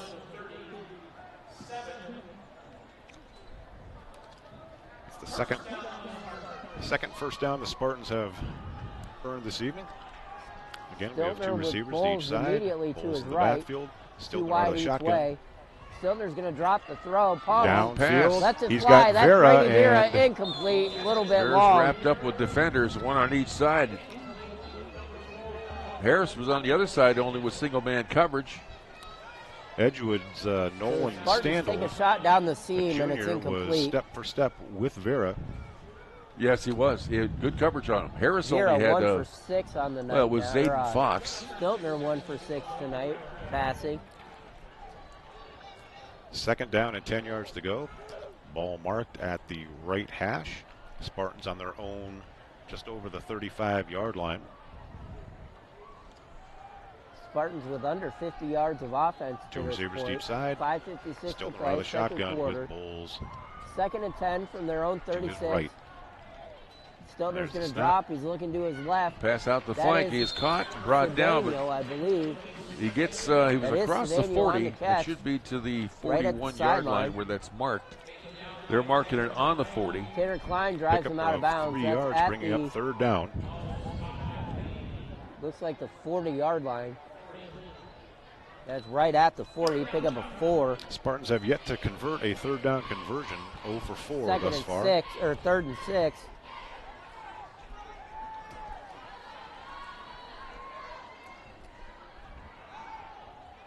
Again, the same formation, two receivers to each side.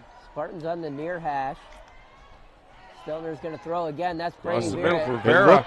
Intercepted. It's intercepted. It was a clean catch. That's They're a diving interception signaling by the yes. Warriors. Nowhere close to the receiver. Warriors got the ball.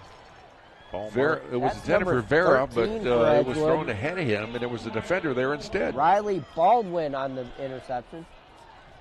I was watching Vera's route, and it looked like he was impeded. He Warriors was, take yes. over first Yes, he and was. 10. Just shy of midfield at their own 48. You know, that's the thing, though. If we have Edgewood four 21, wideouts Conneaut out 0, there, there's got 5:28 to be to play in somebody the that's half. in single coverage. You know, they can't have more than one in double coverage. Due for flanked by 2 backs. Warriors with the ball. Pope will get The the handoff. carry to the right Pope side. puts it up. Got a Good hole. tough run off the right side, off the right Running tackle. right through a bunch Still of arm going. tackles. He looks like a little guy, even though he's takes listed that on down here. across the 35 to about the 33. Javion Pope with a pickup of about 17 yards on first down. Yeah, he's listed here as 5'8", 180 First and 10 pounds. Warriors. I think that weight, that strength is in his size. Pick up a 19. Spartans are moving around as the ball being snapped, and Pope this time. That's He's Pope looking to again break it to on the outside, carry. breaking it back inside, gets all the way down the field. He's inside the 20. Down Marking to at the the 15. 15-yard line, pickup of 18. So 37 yards He's on a the tough last runner. 2 carries for Pope. You know, Joel, he's tough He out is. there. And the Spartans aren't having a whole lot of First and time to 10 get Warriors ready. from the There's Conneaut still 15. someone coming off the field. We've got a The timeout. Warriors are Spartans. putting the ball on the line Edgewood and with 21, no huddle, and Conneaut the Spartans are 0, having trouble 4:48 adjusting. to play, first half. Yeah, we only get 10 guys on the field. Oh, no, there's 11. Just when you think they figured it out and things are going right. Stoppage of play with 4 minutes and 48 seconds left in the second quarter. The score 21-0. The Warriors getting the best of the Spartans thus far. Yeah, they are. I want to let you know, too, another great sponsor is your Conneaut Save-A-Lot food store. This week on special, now through the beginning of next week, fresh beef shoulder roast is only $4.99 a pound. $4.99 a pound, shoulder roast, beef roast. T-bone or strip steaks are $5.99 a pound. They have pumpkins for $3.99 down Two for there. 8, 2 Apples, you get 2 interceptions, bags 12 yards. for $5. Save a lot. It's not lower quality, just the lowest prices on West Main Road in Conneaut. So if you live over across the line in PA, or if you're from Conneaut, that's a great little short drive to saving more money on your food bill.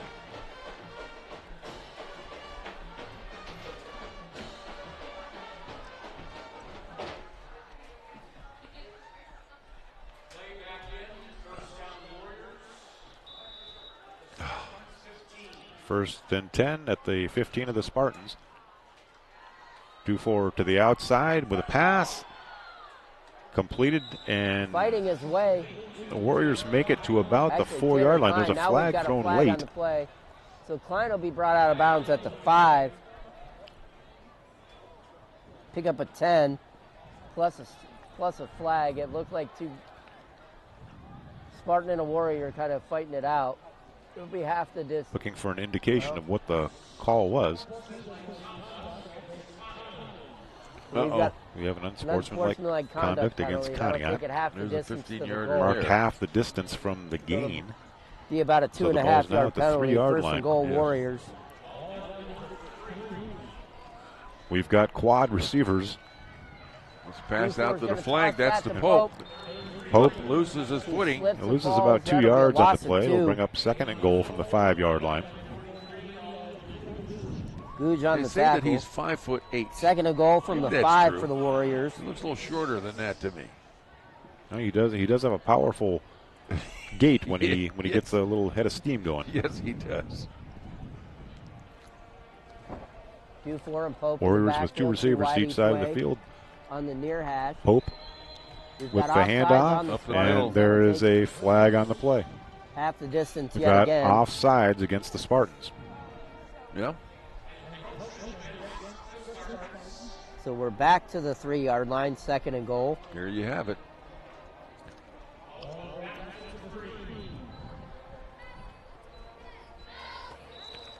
So second and goal from the 3-yard line. In the backfield Warriors again. Still too wide each way. And it looks like they run the same play, and he's caught again. And he goes nowhere. Spartan defense getting stingy here down at the goal line. 1 on the play. That'll bring up a 3rd and 3, so... 3rd and goal for the Warriors now. See if we can hold them here. At the or 4. they just try a field goal instead. They actually lost a yard there, so that's 4th and 4, so they're gonna go for it. My unofficial stats have them at 2 for 2 on third down conversions. It's third down, about the 4-yard line. Okay. J.J. Dufour is going to fake, swing it out to the left. Into the end zone, Touchdown, number 13. Warriors. Riley Baldwin, senior, on the reception from Dufour. That's number 13, Riley Baldwin, who set that drive up with the interception. He'll cap it off with a touchdown from the 4. Touchdown Warriors. They are getting really good at this. Noah Drake on to attempt the PAT.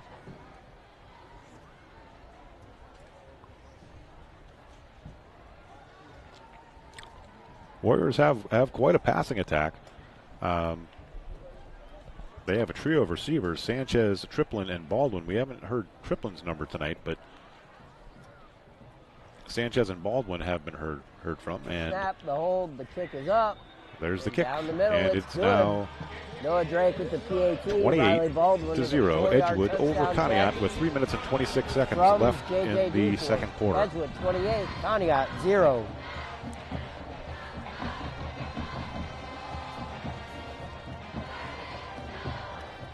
They can't tackle tonight.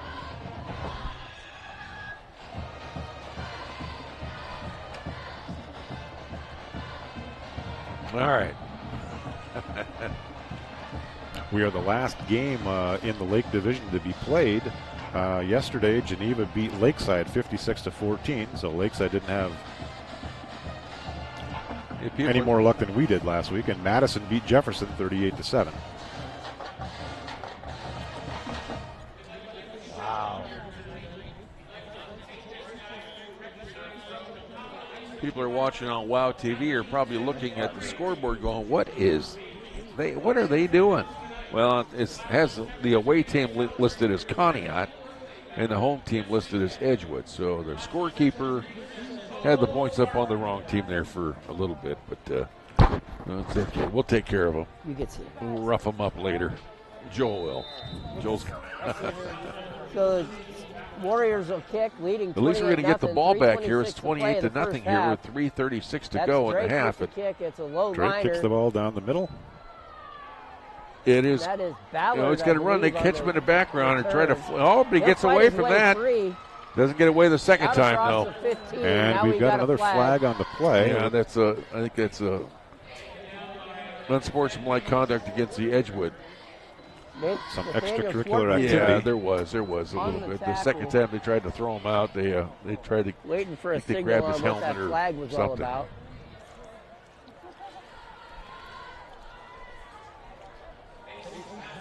A face mask against the Warriors. We'll see if this is another 10-point face masking penalty. Still waiting on him to mark something off.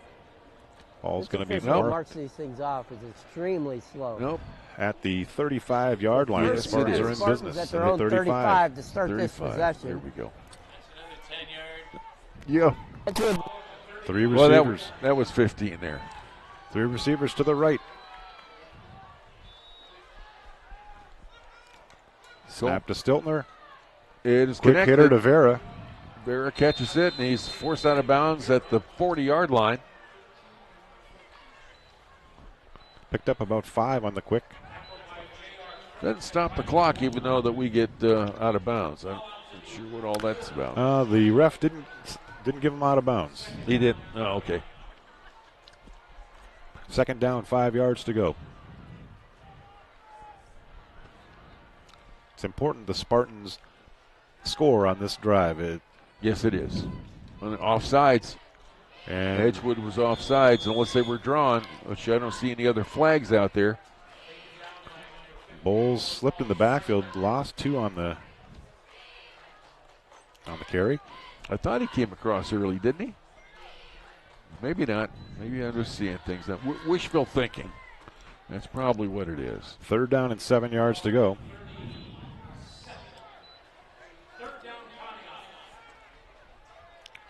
Spartans have yet to convert on 3rd down. They're 0 for 5. They're going into a much more tight pattern now. That's Cedeno gets the ball this time. Oh, and he gets nailed though. Doesn't make it around the corner there for the sweep, and it will not be a first down. Cedeno loses 3 yards. The Warriors were not fooled. Brings up 4th down and 10. That's that quickness we keep running into, and that's a real problem. Hey, I want to remind everyone that, let's say Chris Brecht State Farm. He's a great sponsor of the Spartans, and we love everything that he does with the whiteout and supporting all of the athletes and the teams and the school. I mean, he just does so much. We remind you that you should consider bundling your insurance coverage. All you have to do is give them a call. You could be saving some money. Call them at 593-1191, 593-1191. Chris Brecht State Farm Insurance, here to help life go right.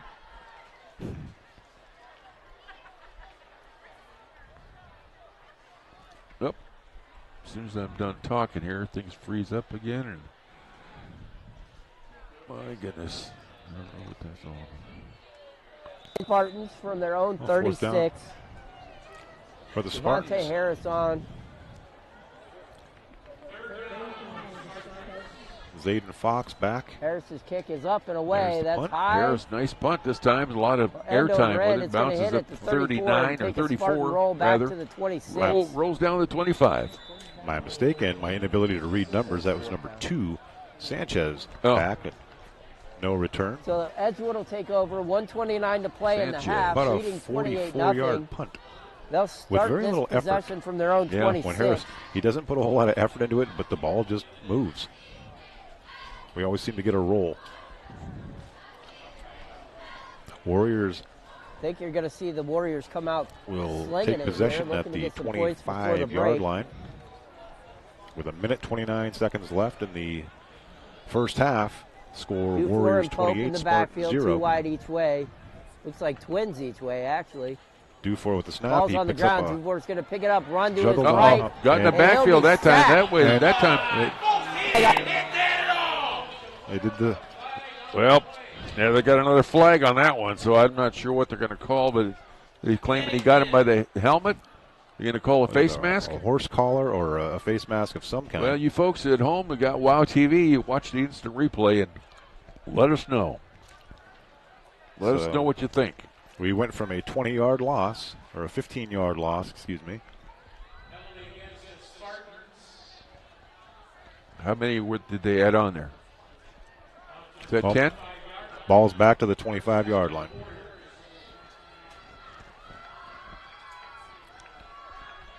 He's got back. Lots of time back there. Throws the ball. He just throws it out of bounds. He saw Vera was coming up on his receiver. He was looking for Riley Baldwin on the play. Brings up second down and 10. Riley Baldwin, he's a senior.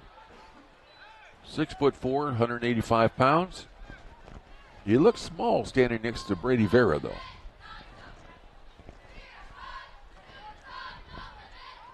$1:17 to go here in the half, folks. 28-0. It's all the Warriors tonight here on Joslyn Field. 3 receivers. Got heat coming at him. It's off a middle screen to Pope. Oh, Pope runs all the way out to midfield. He gets across the 45. They're going to mark that at the. Well, I think that's about a 22-yard gain. Yeah, it's a little generous mark where they have it out at the 47. And no huddle.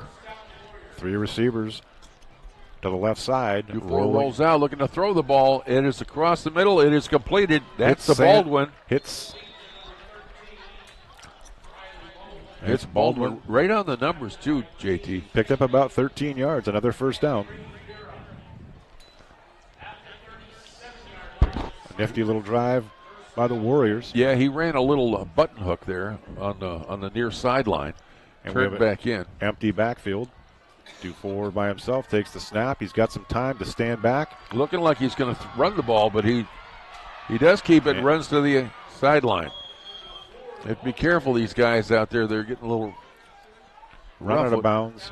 Rougher when they get to the ball carrier. I think they're a little bit sore over what the ball carriers from Edgewood have been doing to them. Edgewood calls a timeout. No gain on the play.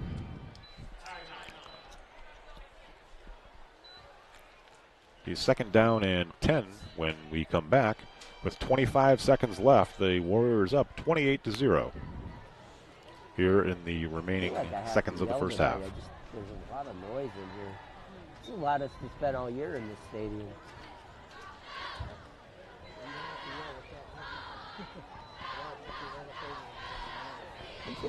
Problem is I can't hear myself.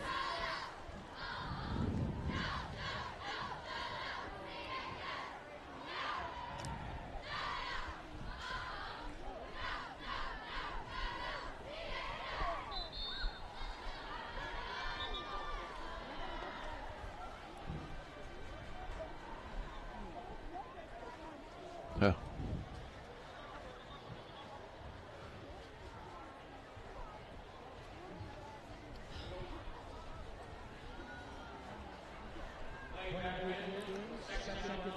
Ball at the 38-yard line of the Spartans.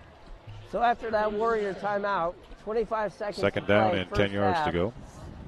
Second and 10, Edgewood from Conneaut 37. Bunch of trips to the right side, and the ball bounces on the snap. Dufour's going to roll down to the end. He's wide open. He is. Touchdown, Warriors! That's a touchdown catch in the end zone. I think it was number 81, is that? Number 8. Zayden Fox Jr. Well with the reception. Ball. He had plenty of time, too. He was all alone in the end zone. That's number 8. He had to come to a complete stop and wait for the ball to get Warriors. to him. 37 yards. And he still wasn't broken up or anything. Touchdown reception. And he had to pick Fox. He had to pick the snap up off the bounce again. He steadied himself, rolled out a little bit, and threw a strike.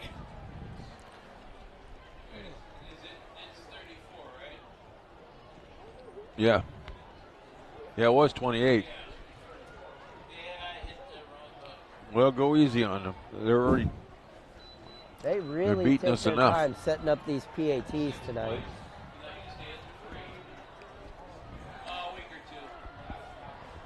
I don't think these officials want to go. Noah Drake on for the extra point.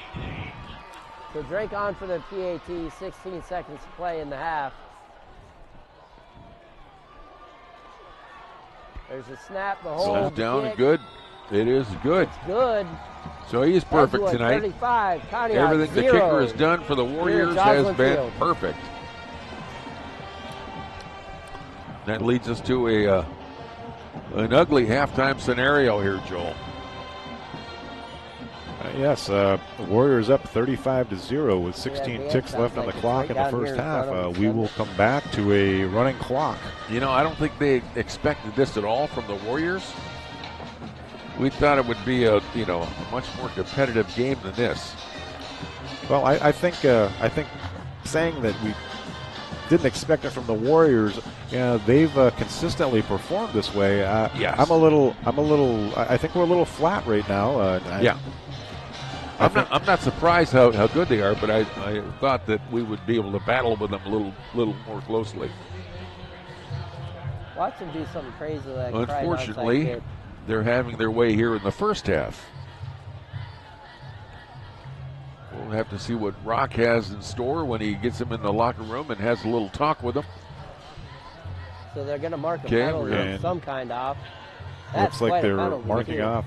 15-yard penalty take it all the way against the Spartans. 45. It looks like a 15 after the play. Now, if he can't get a touchback on this one, I don't know what to. It's marked up across the 50 for the kickoff at the 45-yard line. I didn't see any indication of this penalty, but again, and it was a flagrant one. I mean, it was a unsportsmanlike conduct or something. Warriors from the 45 of the Spartans. He kicks it, that ball will make and it's going to go into the end zone for a touchback. It bounces at the 1 for the Spartans. So be it. Yeah, I don't know. You folks at home watching on WOW TV, you can catch the instant replays and form your own opinion. Write something up on the chat box there, and we'll go from there. Or you can always go to our Facebook at 1360 WOW Sports on Facebook, and just unload your feelings on there, and we'll get to those at some point here too. Well, the Spartans have 16 seconds to make something happen. Spartans take over, first and 10. Two receivers to each side, Bowles in the backfield, Stilton from the shotgun. Looks like they're going to run a play. Whiteouts are out running. Rolls Takes to off his right, throws on the run, and Cedeno, nice. It's caught and out of bounds. Not till he gets to about the 40-yard line is where they're going to mark that one out. Beautiful adjustment to the ball by Luis Cedeno, and the ball is on the play. At the 40-yard line of the Warriors with 8.2 seconds left. Well caught. First and 10 well caught ball. Spartans at the Edgewood 40. If we can do that, we have plenty of time left. Catch it right at the sideline, run out. Taking a knee, they take a shot down the sideline, and it pays off.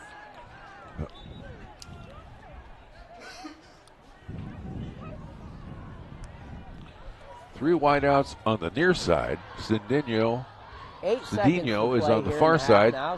Colby is back, looking to throw. He does have some time. He steps up. This one's high. Again. That's a Hail Mary. It's jump ball. It is I think it is caught by the Spartans have caught the ball, but the time has. By a Spartan at the 5-yard line. Yeah, ball at the 5-yard line. That ball was thrown higher than most punts. Goudge caught the ball at the 5-yard line. Flag has been thrown. The half is over. Players have been separated. Warriors were holding them down to keep them. I don't know what the flag was. Most of the Warriors are leaving the field. The band's coming on. There were some players down there for the Warriors that were clapping, looking into the end zone like something happened. I believe this is a post. The clock is going to have run out. Clock flag. Edgewood's headed to the locker room. Conneaut's arguing for time on the clock. That may be. If it's more on sportsman, that may be both teams. Offsetting penalties. They negate each other. That probably they do. Yeah, otherwise they'd have to. That will be the end of the half on the kickoff for the second half. So it's halftime here at Joslyn Field. Edgewood 35. We'll leave it with 0. that. And we'll take this brief time out. We'll be back for a look at the band. The Edgewood Warriors band is going to be out on the field here in a little bit, and then the Conneaut Spartans will ensue their time on the field shortly after that. We'll be back after these messages. You're listening to Conneaut Spartans football on WOW TV and WOW Radio.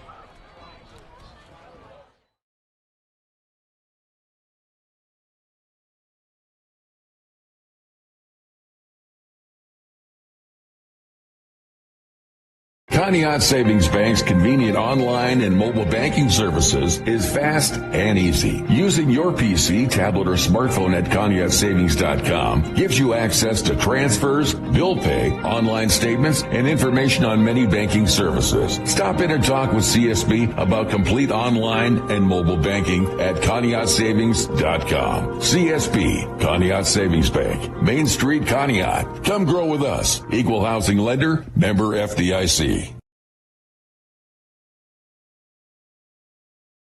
Heart disease is the leading cause of death for men and women, but we can help.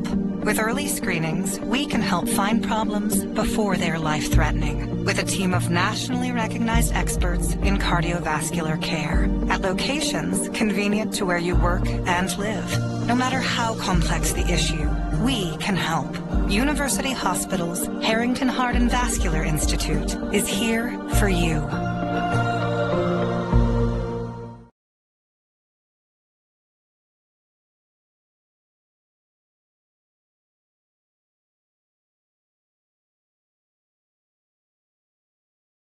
Toast, fries, gravy, and a drink. Dairy Queen appreciates your support of the Conneaut Youth Center and the Miracle Day events too as well. Remember, a custom designed DQ ice cream cake is great for your family fall event.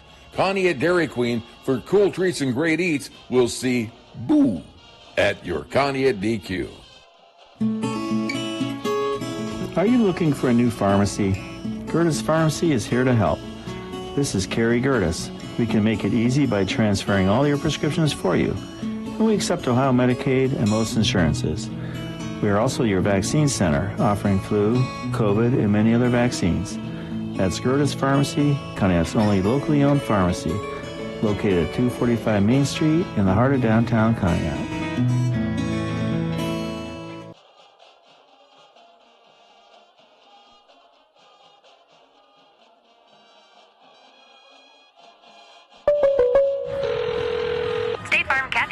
It's Mike. My team just pulled off the biggest upset ever. Nice, Mike. And some fans are getting crazy. They even flipped over a car. Whoa. Turns out it's my car, though. Oh. But I don't want to be upset right now. I want to know State Farm's going to take care of this, right? We got you covered, Mike. Yes! Woo! Go with the one that's here to help life go right. State Farm. Switch to State Farm and you could save. In Conneaut, call me, Chris Brecht, at 593-1191 or visit me at brechtinsurance.com. Your Conneaut Save-A-Lot grocery store is a proud Spartan sponsor.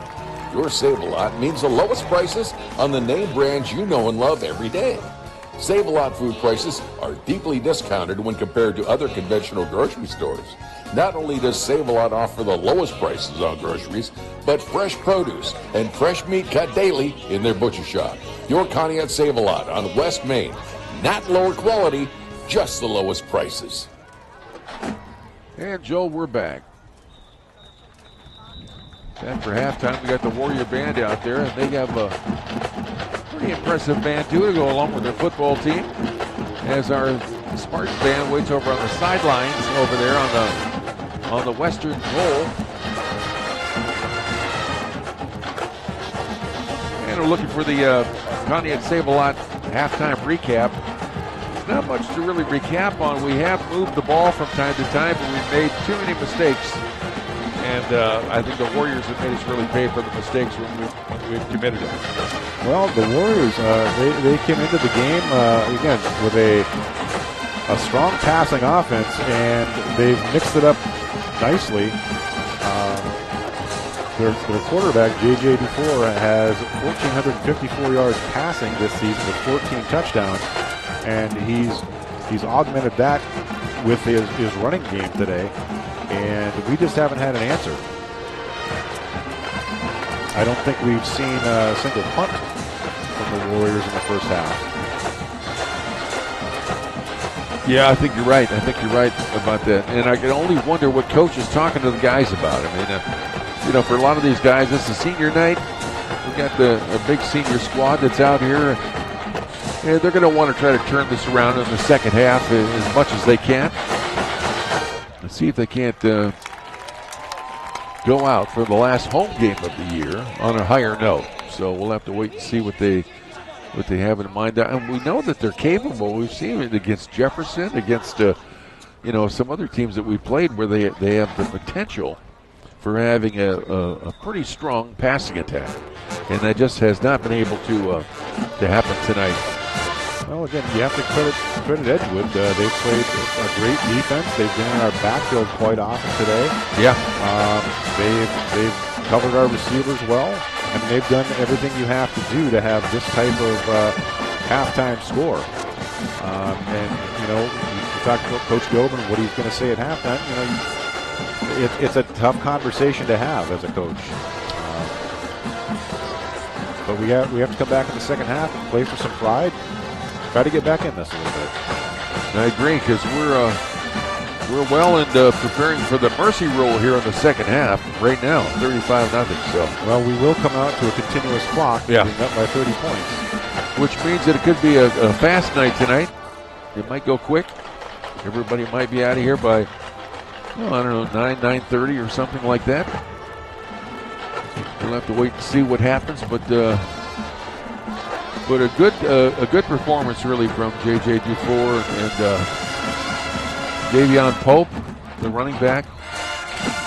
And even in the air, I think Dufour has done well in the air, and he started off running the ball pretty effectively himself, and he really hasn't gone back to that. I don't think he probably feels he doesn't have to. There's no need for him to break out and run the ball, but nonetheless, I guess we're kind of grateful for that. He started the game with a 45-yard touchdown run. Yeah.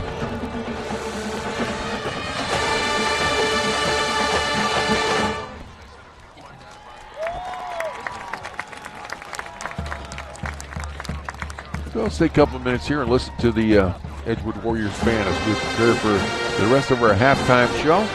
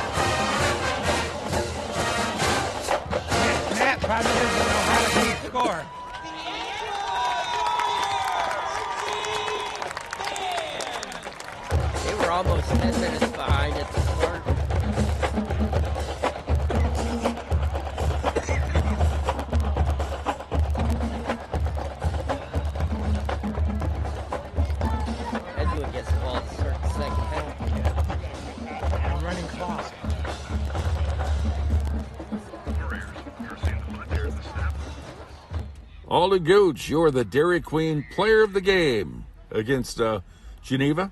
Well done. Very nice output out there. I know it was game didn't go the way you guys wanted it to, but there was some shining points that went on, and you were one of them. Thank you. Yeah. How'd it feel out there, playing defense against a team like that? You were doing everything you could on your end, and that's all you can do. Yeah, it was definitely really hard, but definitely trying my best. Tackle a big kid, but there's not too much you can do against a high-power offense like them. And it seemed like once we got into the season, 2 or 3 games into the season, your name started getting called an awful lot. Yeah. I didn't play the first couple games. So. Right. Oh, well, that's why too. Yeah. And Chuck Guglielmo, the stadium announcer, he's got the Halloween pronunciation of your name going on. You heard that? Yeah, I've heard it. Just in time for Halloween. But anyway, Alden, congratulations. You're the Dairy Queen Player of the Game. Well done. Thank you. It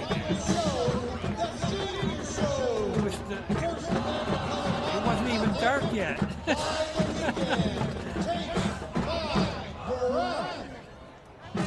They might have had some difficulties. I have no idea. They're usually about 15-20 seconds behind. But...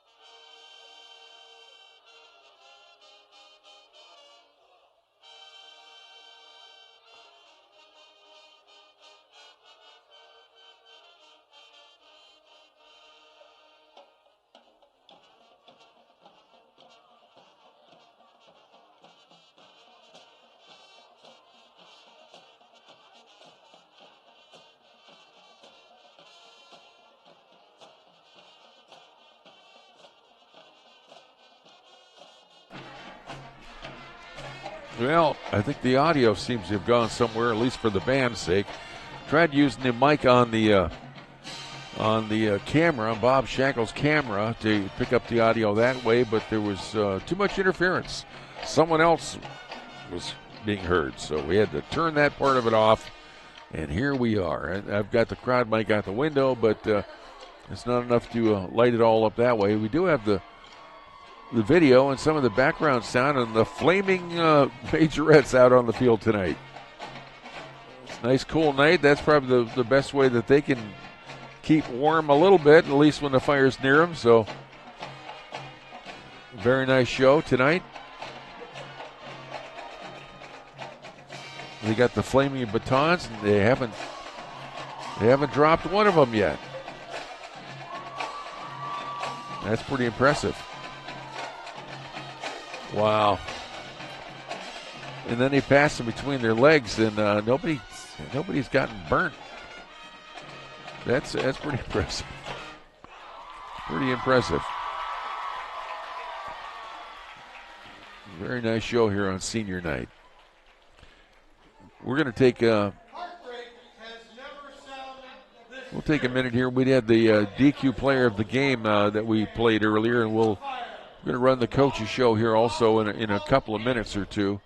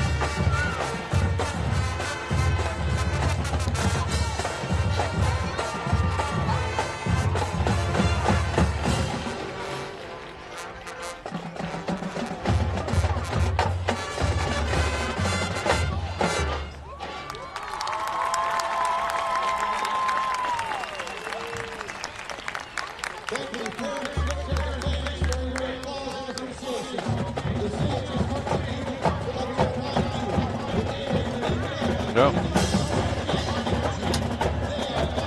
Very entertaining show out there, Joel. Really was. They did a nice job. Well done out there.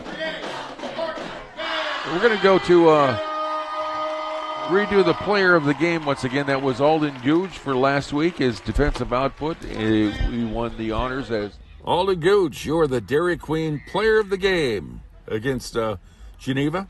Well done. Very nice output out there. I know it was game didn't go the way you guys wanted it to, but there were some shining points that went on, and you were one of them. Thank you. Yeah. How'd it feel out there when playing defense against a team like that? You know, you were doing everything you could on your end, and that's all you can do. Yeah, it was definitely really hard, but yeah, definitely trying my best. You know, tackle with big kids, but there's not too much you can do against a high-power offense like them. You know. And it seemed like once we got into the season, 2 or 3 games into the season, your name started getting called an awful lot. Yeah. I didn't play the first couple games. So. Right. Oh, well, that's why too. Yeah. And Chuck Guglielmo, the stadium announcer, he's got the Halloween pronunciation of your name going on. You heard that? Yeah, I've heard it. Just in time for Halloween. But anyway, Alden, congratulations. You're the Dairy Queen Player of the game. Well done. Thank you.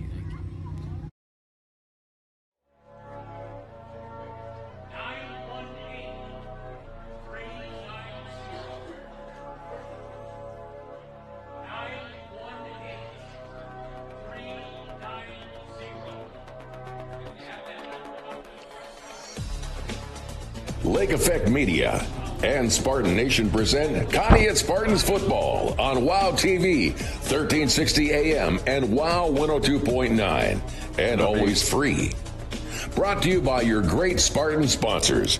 Conneaut Dairy Queen. Enjoy lunch, dinner, or a cool treat soon at your Conneaut DQ. Chris Brecht State Farm Insurance. Here to help life go right. Conneaut Savings Bank. Come grow with us in Conneaut and Austinburg. University Hospital Conneaut Medical Center. Advancing the science of health and the art of compassion. Conneaut Save-A-Lot Food Store. Not lower quality, just the lowest prices every day. And Gerda's Pharmacy, family owned for over 60 years on Main Street, Conneaut.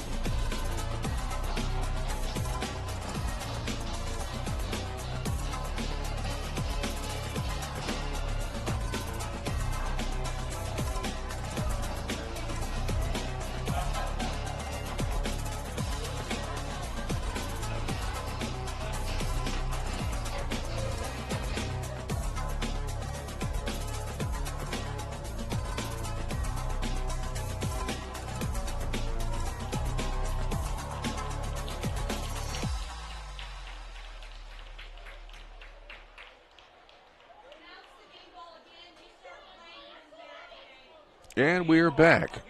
Joel, after the halftime festivities, the bands performed as well as they could. We tried using, when we went to where there was some different noises and some people talking, we tried to go to the cameraman, Bob Shackle's camera mic, in order to pick up more of the marching band down on the field, but there was people saying things and interference and things that probably shouldn't have been on the broadcast. I don't know. I didn't hear them myself.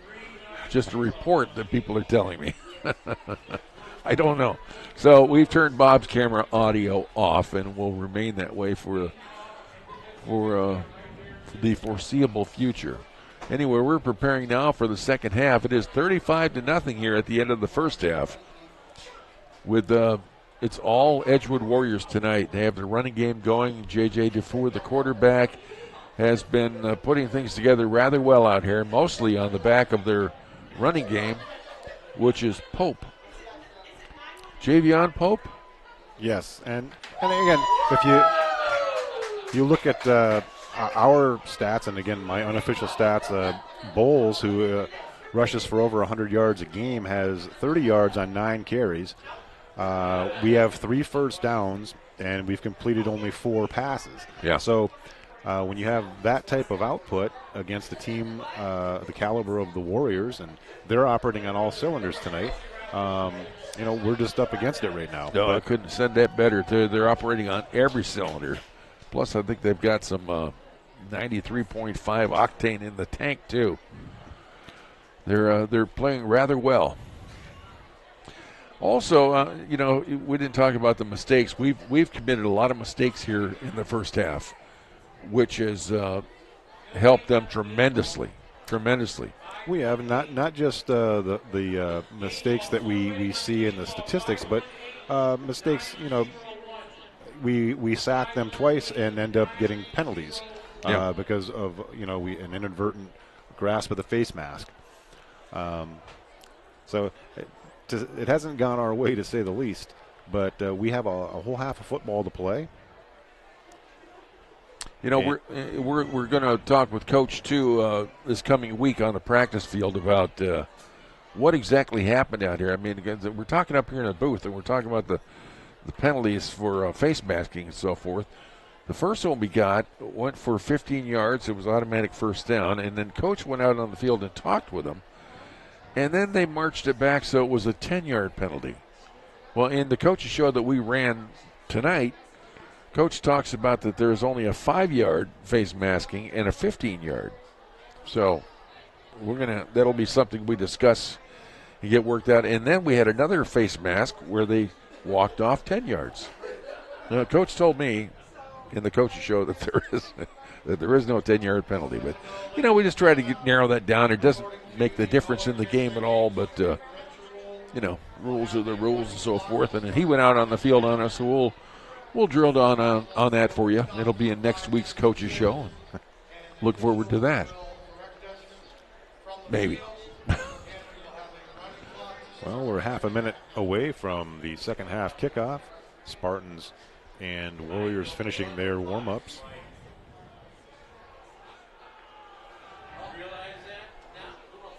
If it gets continues to get any worse tonight, we may have to bring out the GNN temporary broadcast temporarily unavailable thing. So we don't want to see any more points being scored against us, but that's you know about that one.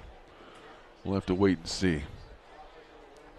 I think we have all the tools that we need to put together a successful offensive game out here tonight in the second half. I just can't, you know, we have everything we need out on the field, I think, in order to be successful. And they're a good football team. But I still think that's true. Well, again, we are going to start the half with a continuous clock, being that we are down by 30 points or more.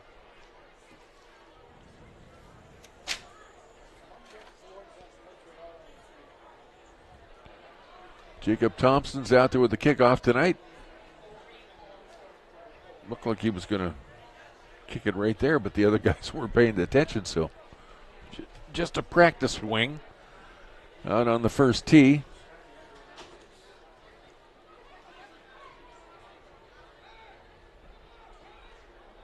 And we should have a whistle here. Here we go. And the second half is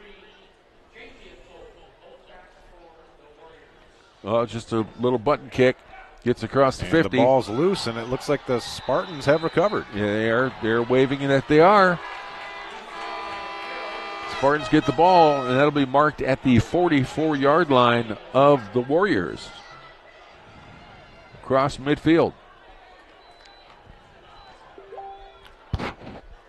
So, some good fortune strikes the Spartans. You can tell they're serious about wanting to get something together here and score a touchdown. 1st and 10 at the Warrior 44-yard line. Starting to line up, Joel, in a passing formation, too. 3 wideouts on the near side. Brady Vera closest to us. 1 on the far side. Isaiah in the backfield to the left of Kobe Stiltner.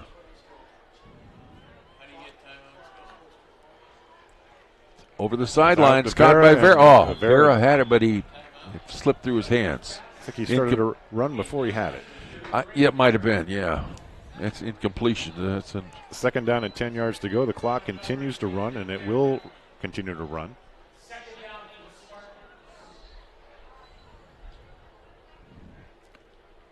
Second down and 10 from the 45-yard line of the Warriors.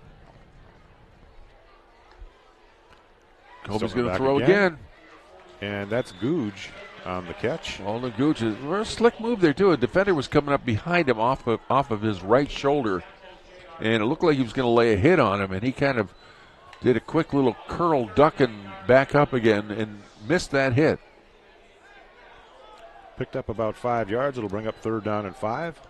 3 wideouts on the far side this time. Isaiah gets it. Off to the races on the left side, going to the... He's got one guy to beat. Oh, and he catches him.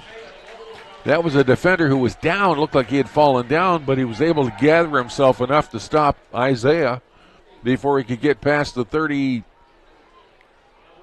That's the 24-yard line. Picked up about 10 yards. No, I thought that we were going to break that one for bigger than that, too. All 24-yard line. 2 receivers to each side. Stiltner takes the snap. Well, he's under Now pressure. He's rolling. He gets the pass away. Oh, but it's out of bounds. He had, who's that? Is it Harris, who was wide open in the center of the field? But he couldn't see him. And I don't think he had the physical capability to throw that ball back in that direction after running such a long way to the left. Yeah, you're probably right about that, yeah. Second down and 10 yards to go. And a host of Warriors jumped across the line. That's got to be encroachment because they don't seem to be happy about it. And you're right. Second down and 5 yards to go.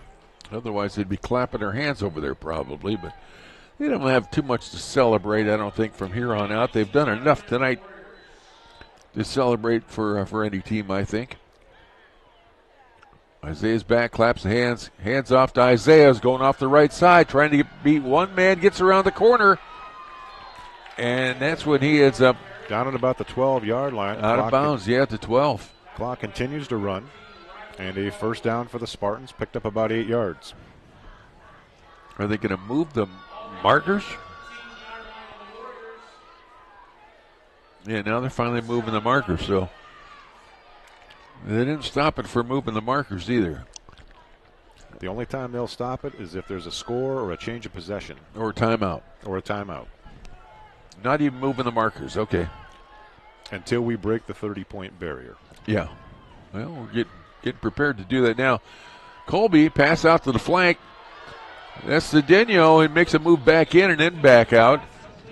Picks up a couple yards because of that. So we're close to the 10.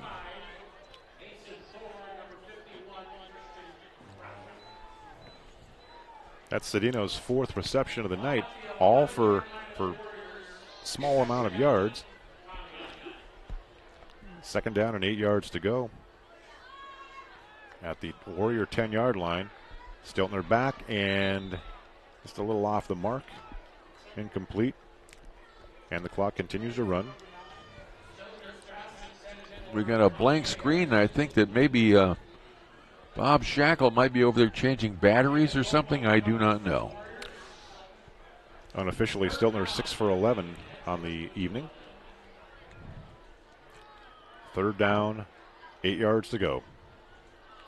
The snap, the handoff to Bowles. He bounces it to the outside. He cuts it up, and he's going to score. Bowles gets in the end zone. Touchdown, Conneaut Spartans.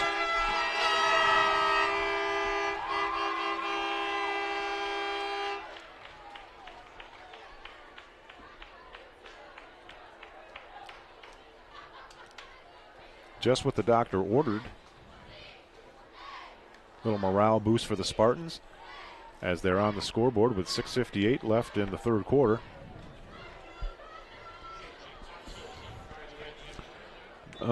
Jacob Thompson on for the extra point with Stiltner as the holder. And there's a whistle.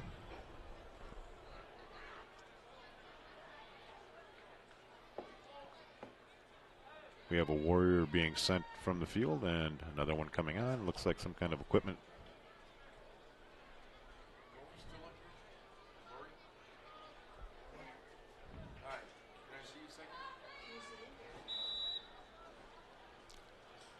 There's the snap. And the extra point is blocked.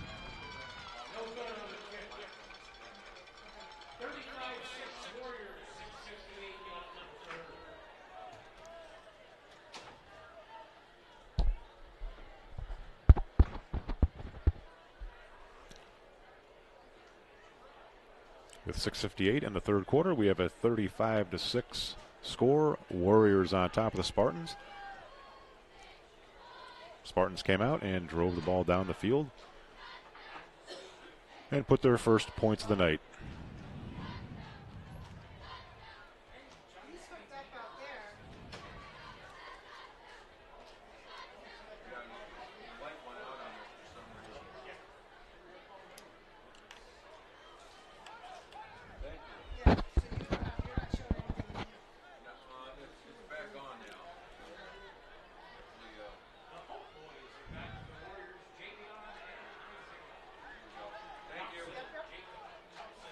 Jacob Thompson to kick off.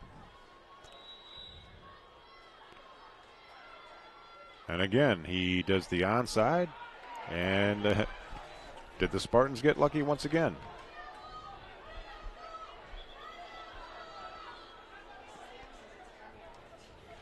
As the umpile, the Warriors came up with the ball. They'll take over at the 48-yard line. Yeah, for some reason the capture card quit capturing video, Joel, and we had a black screen there for a little while. Sorry about that, folks. We're back with you, though. Now, Riley Baldwin picked up the ball for the Warriors on that onside attempt.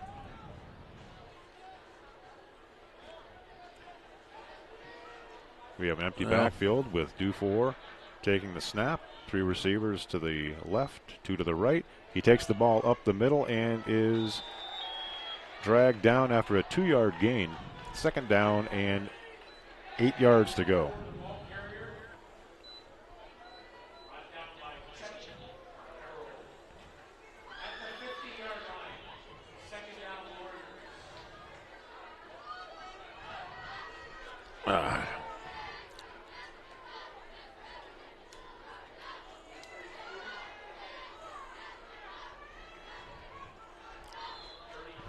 Javian Pope with carry. Looks like he picked up about 10 yards, enough for the first down. The ball now marked at the Spartan 41-yard line.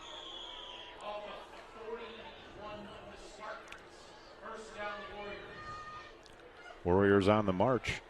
The snap to Dufour. He hands off. Again to Pope. Pope cuts back against the grain and has a nifty little run of about 20 yards. There's a flag at the end of the tackle, and that could indicate some kind of face mask.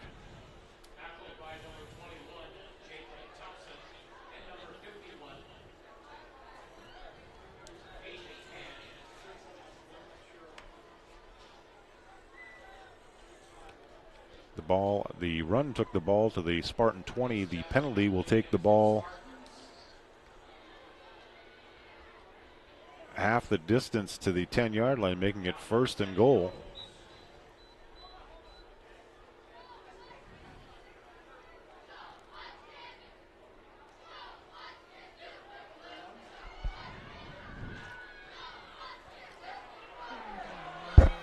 Zach Triplin with his first catch of the game, senior.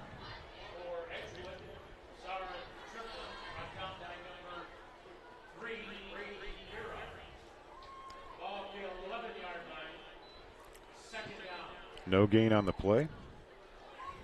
2nd down, clock continues to run.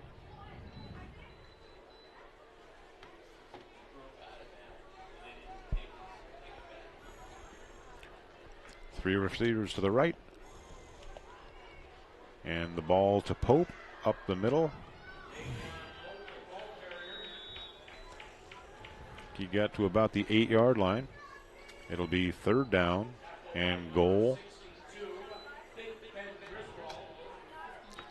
Looks like they can get a first down close to the goal line. God, this is just great. We have a timeout on the play.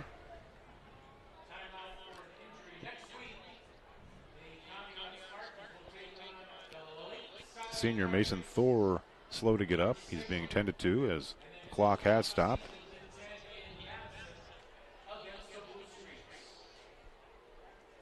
With 4 minutes and 48 seconds left in the 3rd quarter, Warriors up 35-6.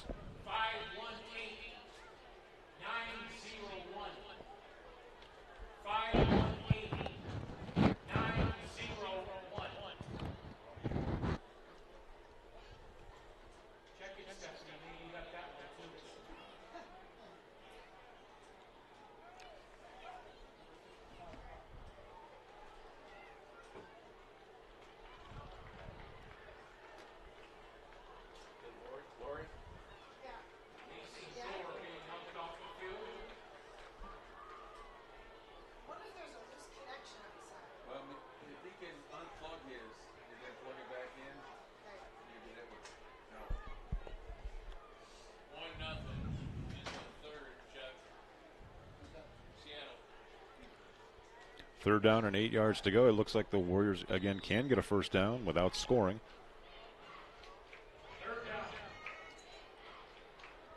Dufour rolling to the right. He's going to be knocked out of bounds at about the 4-yard line.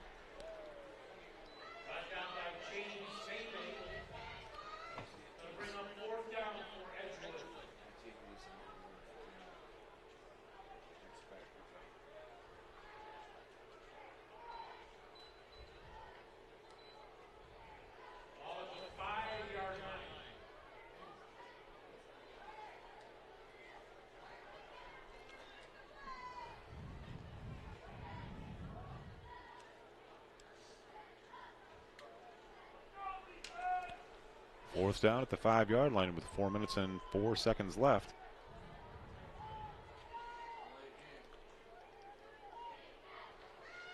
Warriors back. Dufour throws it inside. Nice play.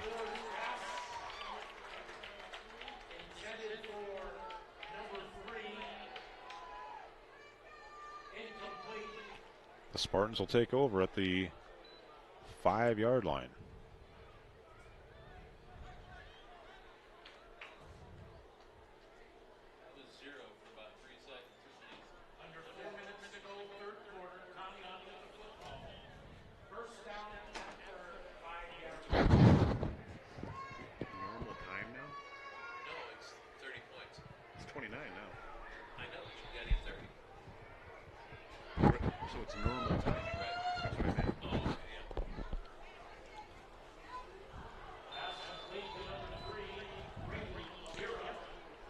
Gets the ball.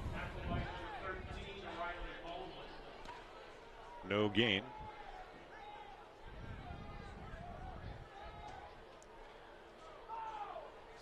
Second down, 10 yards to go. And the Spartans are 95 yards away. Scored on their first possession of the second half. Trying to duplicate that feat. Stilton out of the shotgun. Hand off to Bowles. He cuts to the He's inside. got some blocking. Yes, he does. Then he's on the run now. Oh, there's one guy that could catch him, and he did. Number 6, I believe it was, Nathaniel Schwartzfinger. 30 yards out to the 35-yard line. First down for the Spartans. And we have breached the 30-point differential, so we are back to normal timing. Yeah. Colby gets the ball. He's under pressure. He's caught in the backfield. He's down. What a great move there from their loss of 12 yards on that sack. Great job by the Warrior front.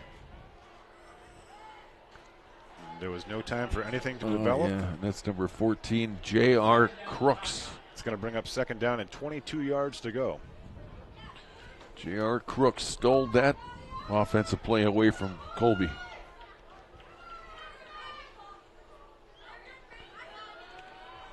Four wideouts out there. Stiltner with Bowles next to him in the backfield. He's back to pass. Oh, it was caught. It was off the hands of one. Oh, man, that's Baldwin who gets the ball, too. Intercepted by Baldwin. That's the third Spartan.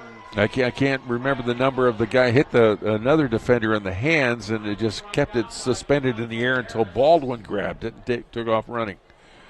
So another mistake turns the ball over, and it looks like it's leading towards more points and getting us back on that mercy rule again, I think. We'll have to wait and see. Spartans have played well at times in the mid part of the season here when they get down with their backs up against the goal line. Hey, hot shot, get down off of there. First down. First and goal from the 8-yard line. Inside to Pope. And it's a touchdown. He's going to score from the 8-yard line. Oops. Freezing again. I don't know what that's all about.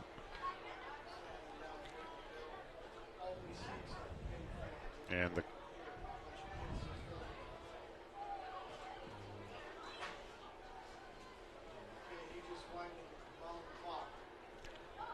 Okay, we are now back to a continuous clock.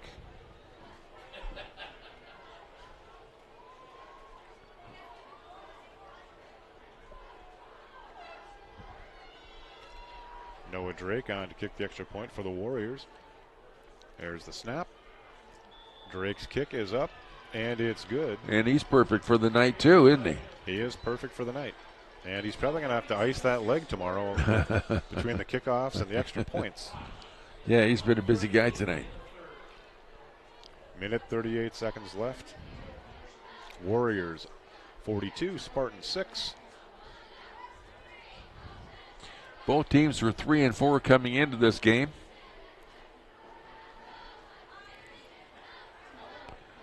The Spartans had a one-game lead in the Lake Division as they were 1-1 while the Warriors were 0-2. If things should stay the same, that will change.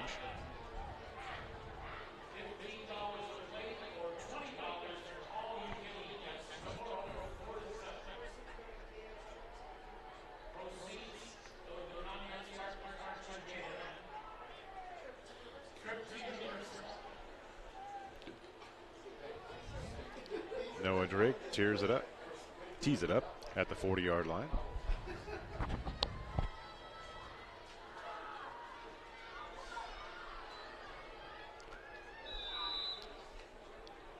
The official winds the clock. And there's Drake's kick. Yeah, it's kind of bounced there a little bit. He got it. Ballard with the ball, and he's smothered by about 4 Warriors. Got down to about the 14-yard line. There was an injured Warrior on the play. Clock will stop for that. With a minute and 9 seconds left in the third quarter.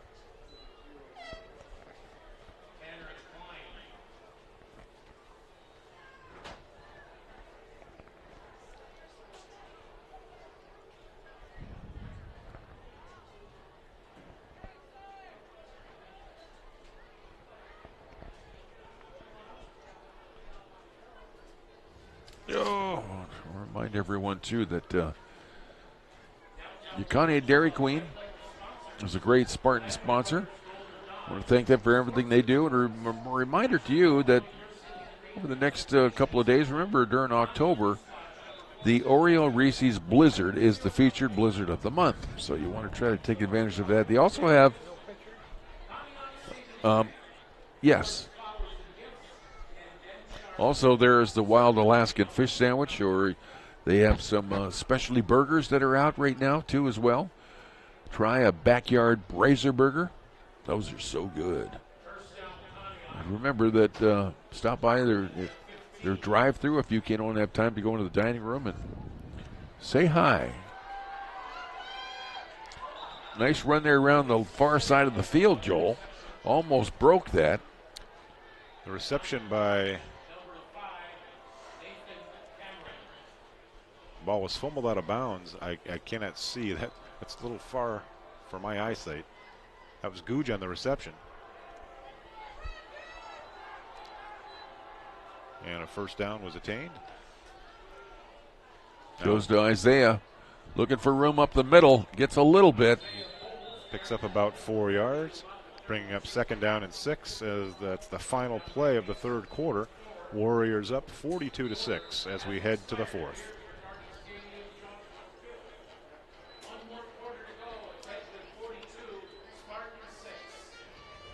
Question is, when is it time for an Oreo Reese's Blizzard? Well, through the month of October at your Conneaut DQ. Relax in the dining room with your cool treat and grab a 4-piece order of chicken strips, complete with toast, fries, gravy, and a drink. Dairy Queen appreciates your support of the Conneaut Youth Center and the Miracle Day events, too, as well. Remember, a custom-designed DQ ice cream cake is great for your family fall event. Conneaut Dairy Queen, for cool treats and great eats, we'll see boo at your Conneaut. Your Conneaut Save-A-Lot grocery store is a proud Spartan sponsor. Your Save-A-Lot means the lowest prices on the name brands you know and love every day. Save-A-Lot food prices are deeply discounted when compared to other conventional grocery stores. Not only does Save-A-Lot offer the lowest prices on groceries, but fresh produce and fresh meat cut daily in their butcher shop. Your Conneaut Save-A-Lot on West Main. Not lower quality, just the lowest prices. State Farm, Kathy here. Hey, it's Mike. My team just pulled off the biggest upset ever. Nice, Mike. And some fans are getting crazy. They even flipped over a car. Whoa. Turns out it's my car, though. Oh. But I don't want to be upset right now. I want to know State Farm's going to take care of this, right? We got you covered, Mike. Yes! Woo! Go with the one that's here to help life go right. State Farm. Switch to State Farm and you could save.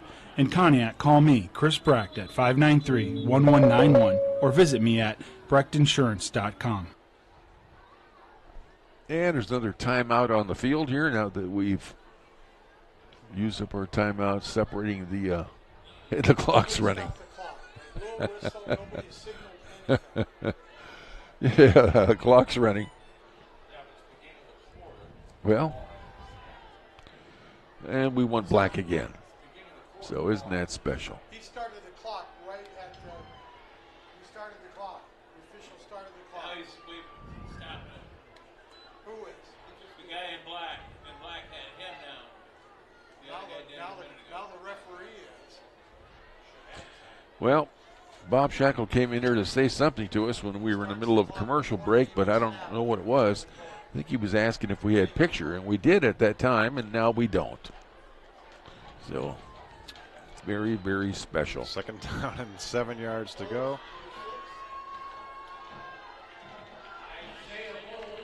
Bowles picks up about 12 yards.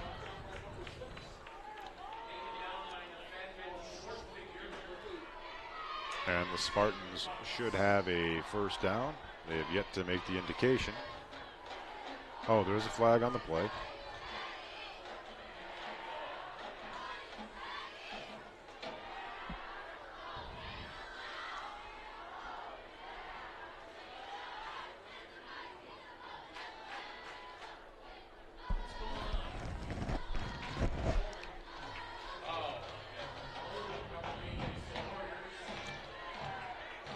Holding call against the Warriors. That's going to be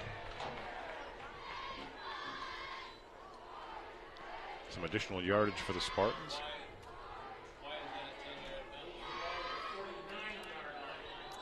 Ball marked at the Spartan 49. First down and 10 yards to go.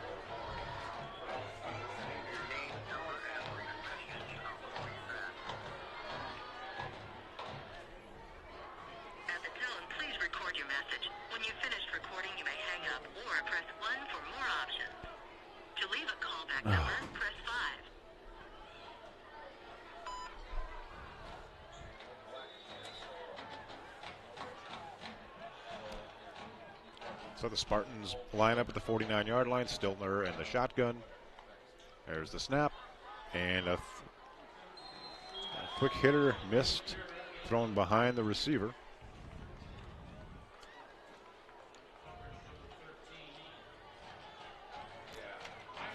Vera was the intended receiver. 9 minutes and 40 seconds left. Second down and 10 yards for the Spartans. Just shy of the 50-yard line.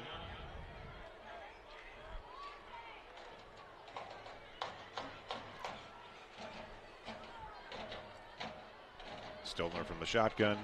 Two receivers to each side of the formation. Bowles in the backfield behind Stiltner. The snap. And the ball is knocked down by an oncoming Warrior. I think he knocked it up in the air, and it was, wasn't it? Was it potentially open for interception? No, this was blocked at the line. J.R. Crooks knocked it down. Oh, so it went down, hit the ground, then it bounced up. Yes. Okay. We are third down and 10 yards to go. Again, just shy of the 50-yard line. Stiltner to take the shotgun snap. Here's the snap.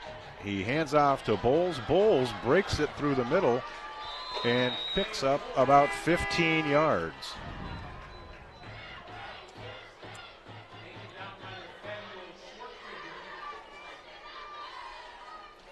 could tell he turned on the speed there. It was a burst of speed. He just turned it on. And he made all that on his own.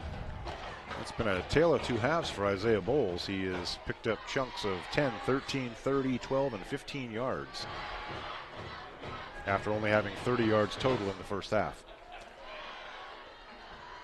First down and 10 yards to go. Stiltner with the ball. He rolls to his right. He's chased. He's heading to the sidelines, and he'll go down at the 40-yard line. He just tucked it away and went out of bounds. Loss of 5 on the play. They had one player downfield. Looked like he was alone. Straight down the sideline from him. That was Devontae. So it'll be second down and 15 yards to go. We have 3 receivers to the left side, 1 to the right. Bowles in the backfield, and Stiltner to take the shotgun snap. Hands it off to Bowles, who bounces to the outside. He's got some room. One guy to beat. Goes inside and outside. Oh, he chose the inside route. Down to the 5-yard line. Yeah, and that inside route was leading to number 8.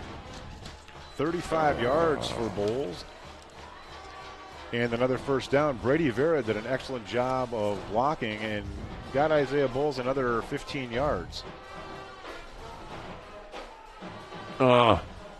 6 minutes and 50 seconds left as the clock runs here in the fourth quarter. Stiltner with the snap. The Bowles up the middle, tries to bounce it outside and goes nowhere.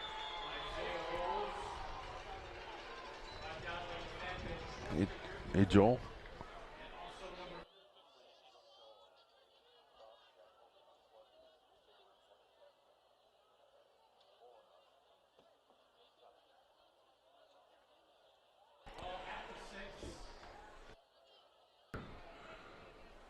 Have to wait to the 6 there.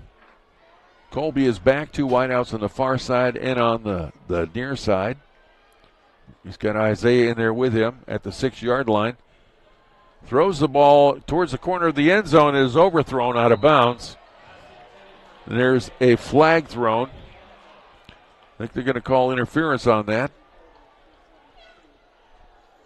You won't be able to see it on, well, we're trying to correct this problem. I think it's with the camera. We had him unplug it before and plug it back in, and it seemed to fix the problem, but I don't know. No, I don't. And Bob has moved clear down on the far end of the bleachers.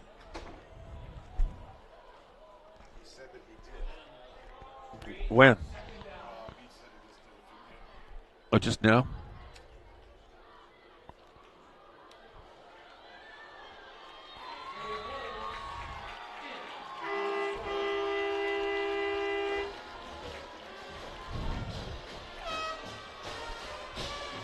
Nothing.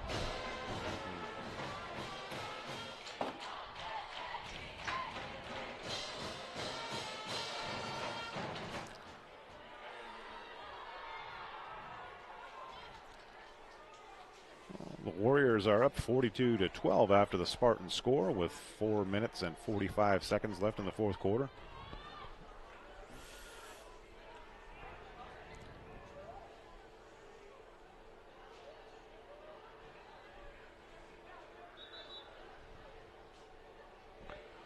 So first and goal with that penalty.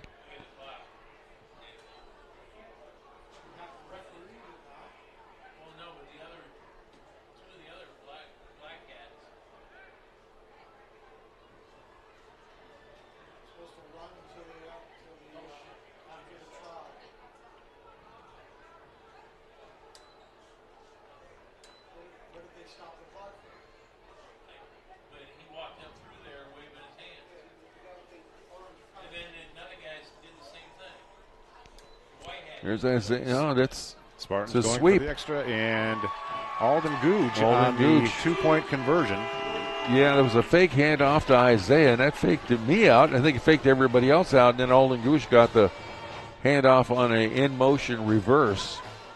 Makes it 42-14, and we'll go back to a regular clock with 4 minutes and 18 seconds left in the fourth quarter. Just a joy.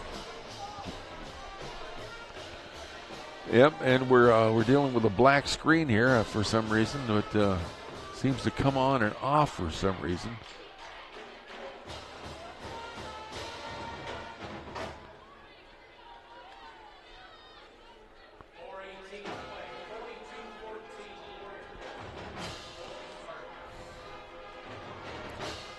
I gotta. Oh, boy, this is driving me up the wall. It's on and off. Oh, now it's on. Now it's on again. Well, hopefully we'll be able to watch the last 4 minutes and 18 seconds. Well, I can only hope. I can only hope so.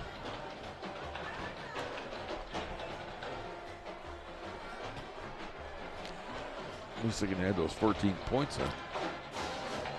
Jacob Thompson tees it up at the 40-yard line. He's yet to kick one with all of his might. I doubt that that's going to happen now.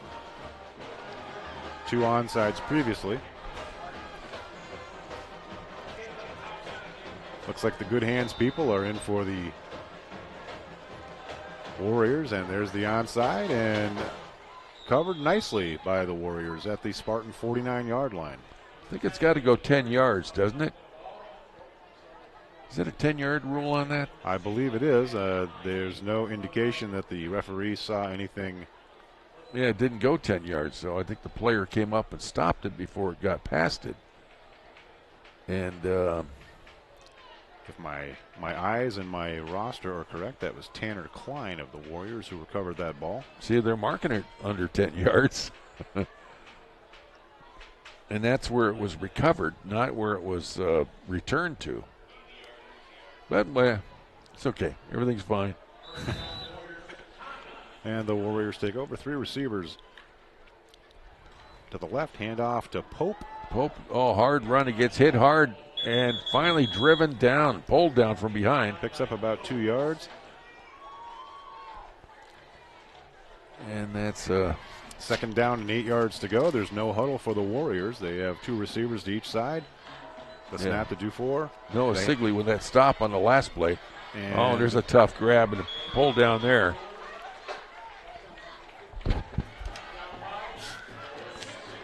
Noah Sigley again. 2 big tackles here at the end of the game from Noah Sigley. Brings up 3rd down and 5 yards to go for the Warriors.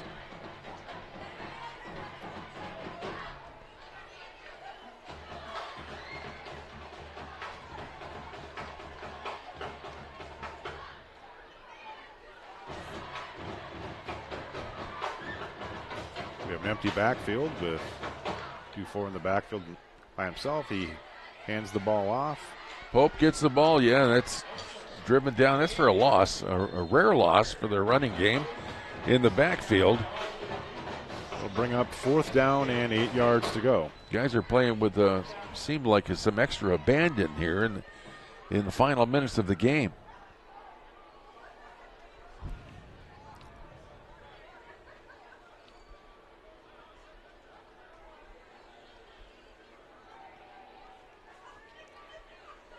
Looks like the Warriors are taking a little time off the clock.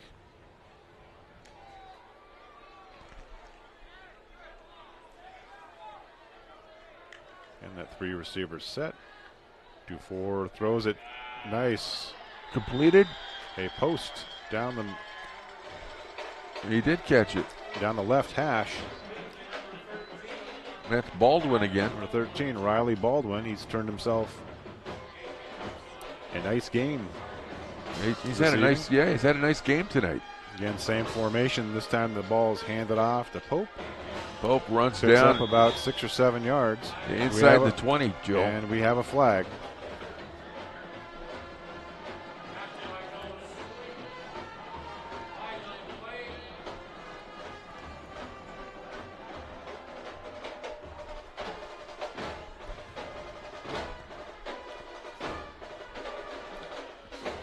Looks like this may go against the Spartans. Looks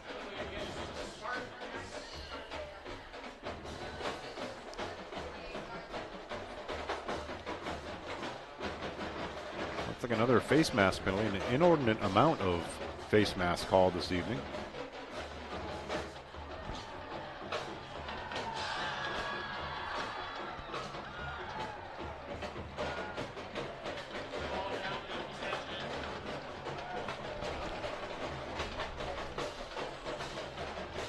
Warrior ball at the 10-yard line. 2 receivers to each side. Do 4 out of the shotgun, takes the snap, hands the ball to Pope, who cuts it inside, spins away. Oh, look at him. He's tough. That's a nice run. He's strong. They had him. Can't remember who had a grip on him, but I thought they had him stopped, and then he pulls away, spins around, finds his way into the end zone. With a minute 50 left, the clock will continue to run until after the extra point attempt.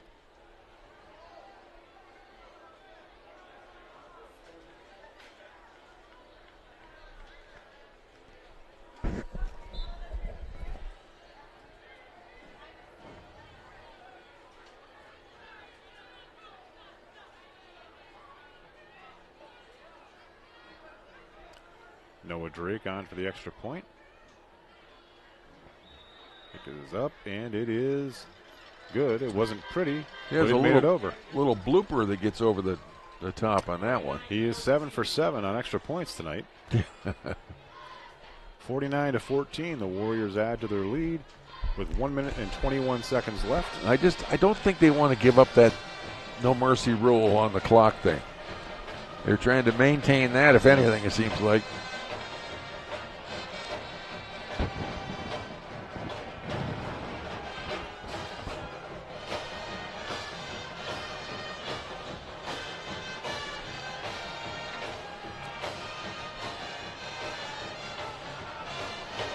Well, they have come out and tried to get some footing out here in the second half. And I think they have shown that they can do that. They just made too many mistakes early in the game in the first half, and one thing led to another, and they found themselves deep in the hole, 35-0 at the half. And that happens sometimes. You had a little snowball effect here. Yeah. But we've come back in the second half and put up a decent showing. I mean, it's a tie game in the second half so far.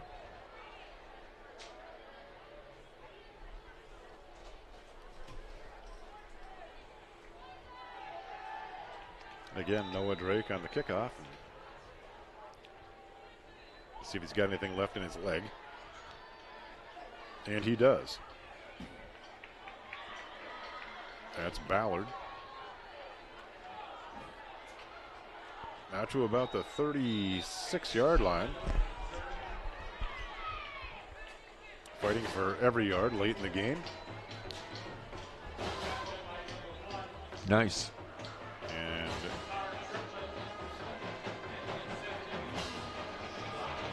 clock is running. The Spartans are making their way onto the field.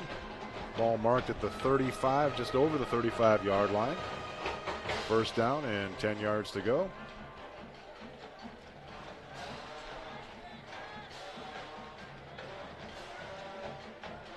And Dobrin is in at quarterback. That little across the middle. It's intended for Aaron Johnson. Johnson just didn't have the wheels to get to it. Nicely thrown ball, though. It looked very good. He's got a unique motion. He's like 3/4 to sidearm. Yes, he is. Right. He's a lefty, a natural lefty, and he throws sidearm. I haven't seen him in baseball at all yet, but I imagine he throws sidearm there too. This will be the last play of the game. Handoff to Bowles. Picked up 2 yards, and that is it. As the time has elapsed. 49-14, the final score here from Joslyn Field. Yeah. What do you got an idea for a player of the game? Well, this is a tough one. I mean, Bowles was a workhorse in the thing.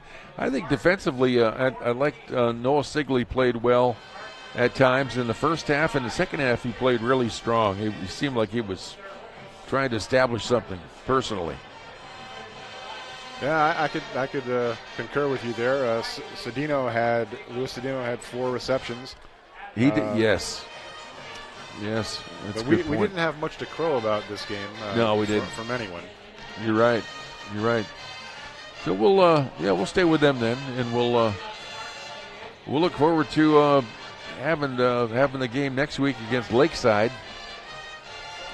Should be pretty exciting, I would hope. They have a beautiful facility over there, and we'll look forward to that. Joel, anything to add at all? Or? No, this is just we had a flat one today in a game that you would have thought that we'd be a little more competitive, but Edgewood's a good football team. Good luck to them, and like you said, next week's that's the thing about sports. You have another chance next week or next game. That's exactly right. Well, hey, always good to see you. We'll see you next time. Thank you, man. Thanks for tuning in to WOW TV and WOW Radio.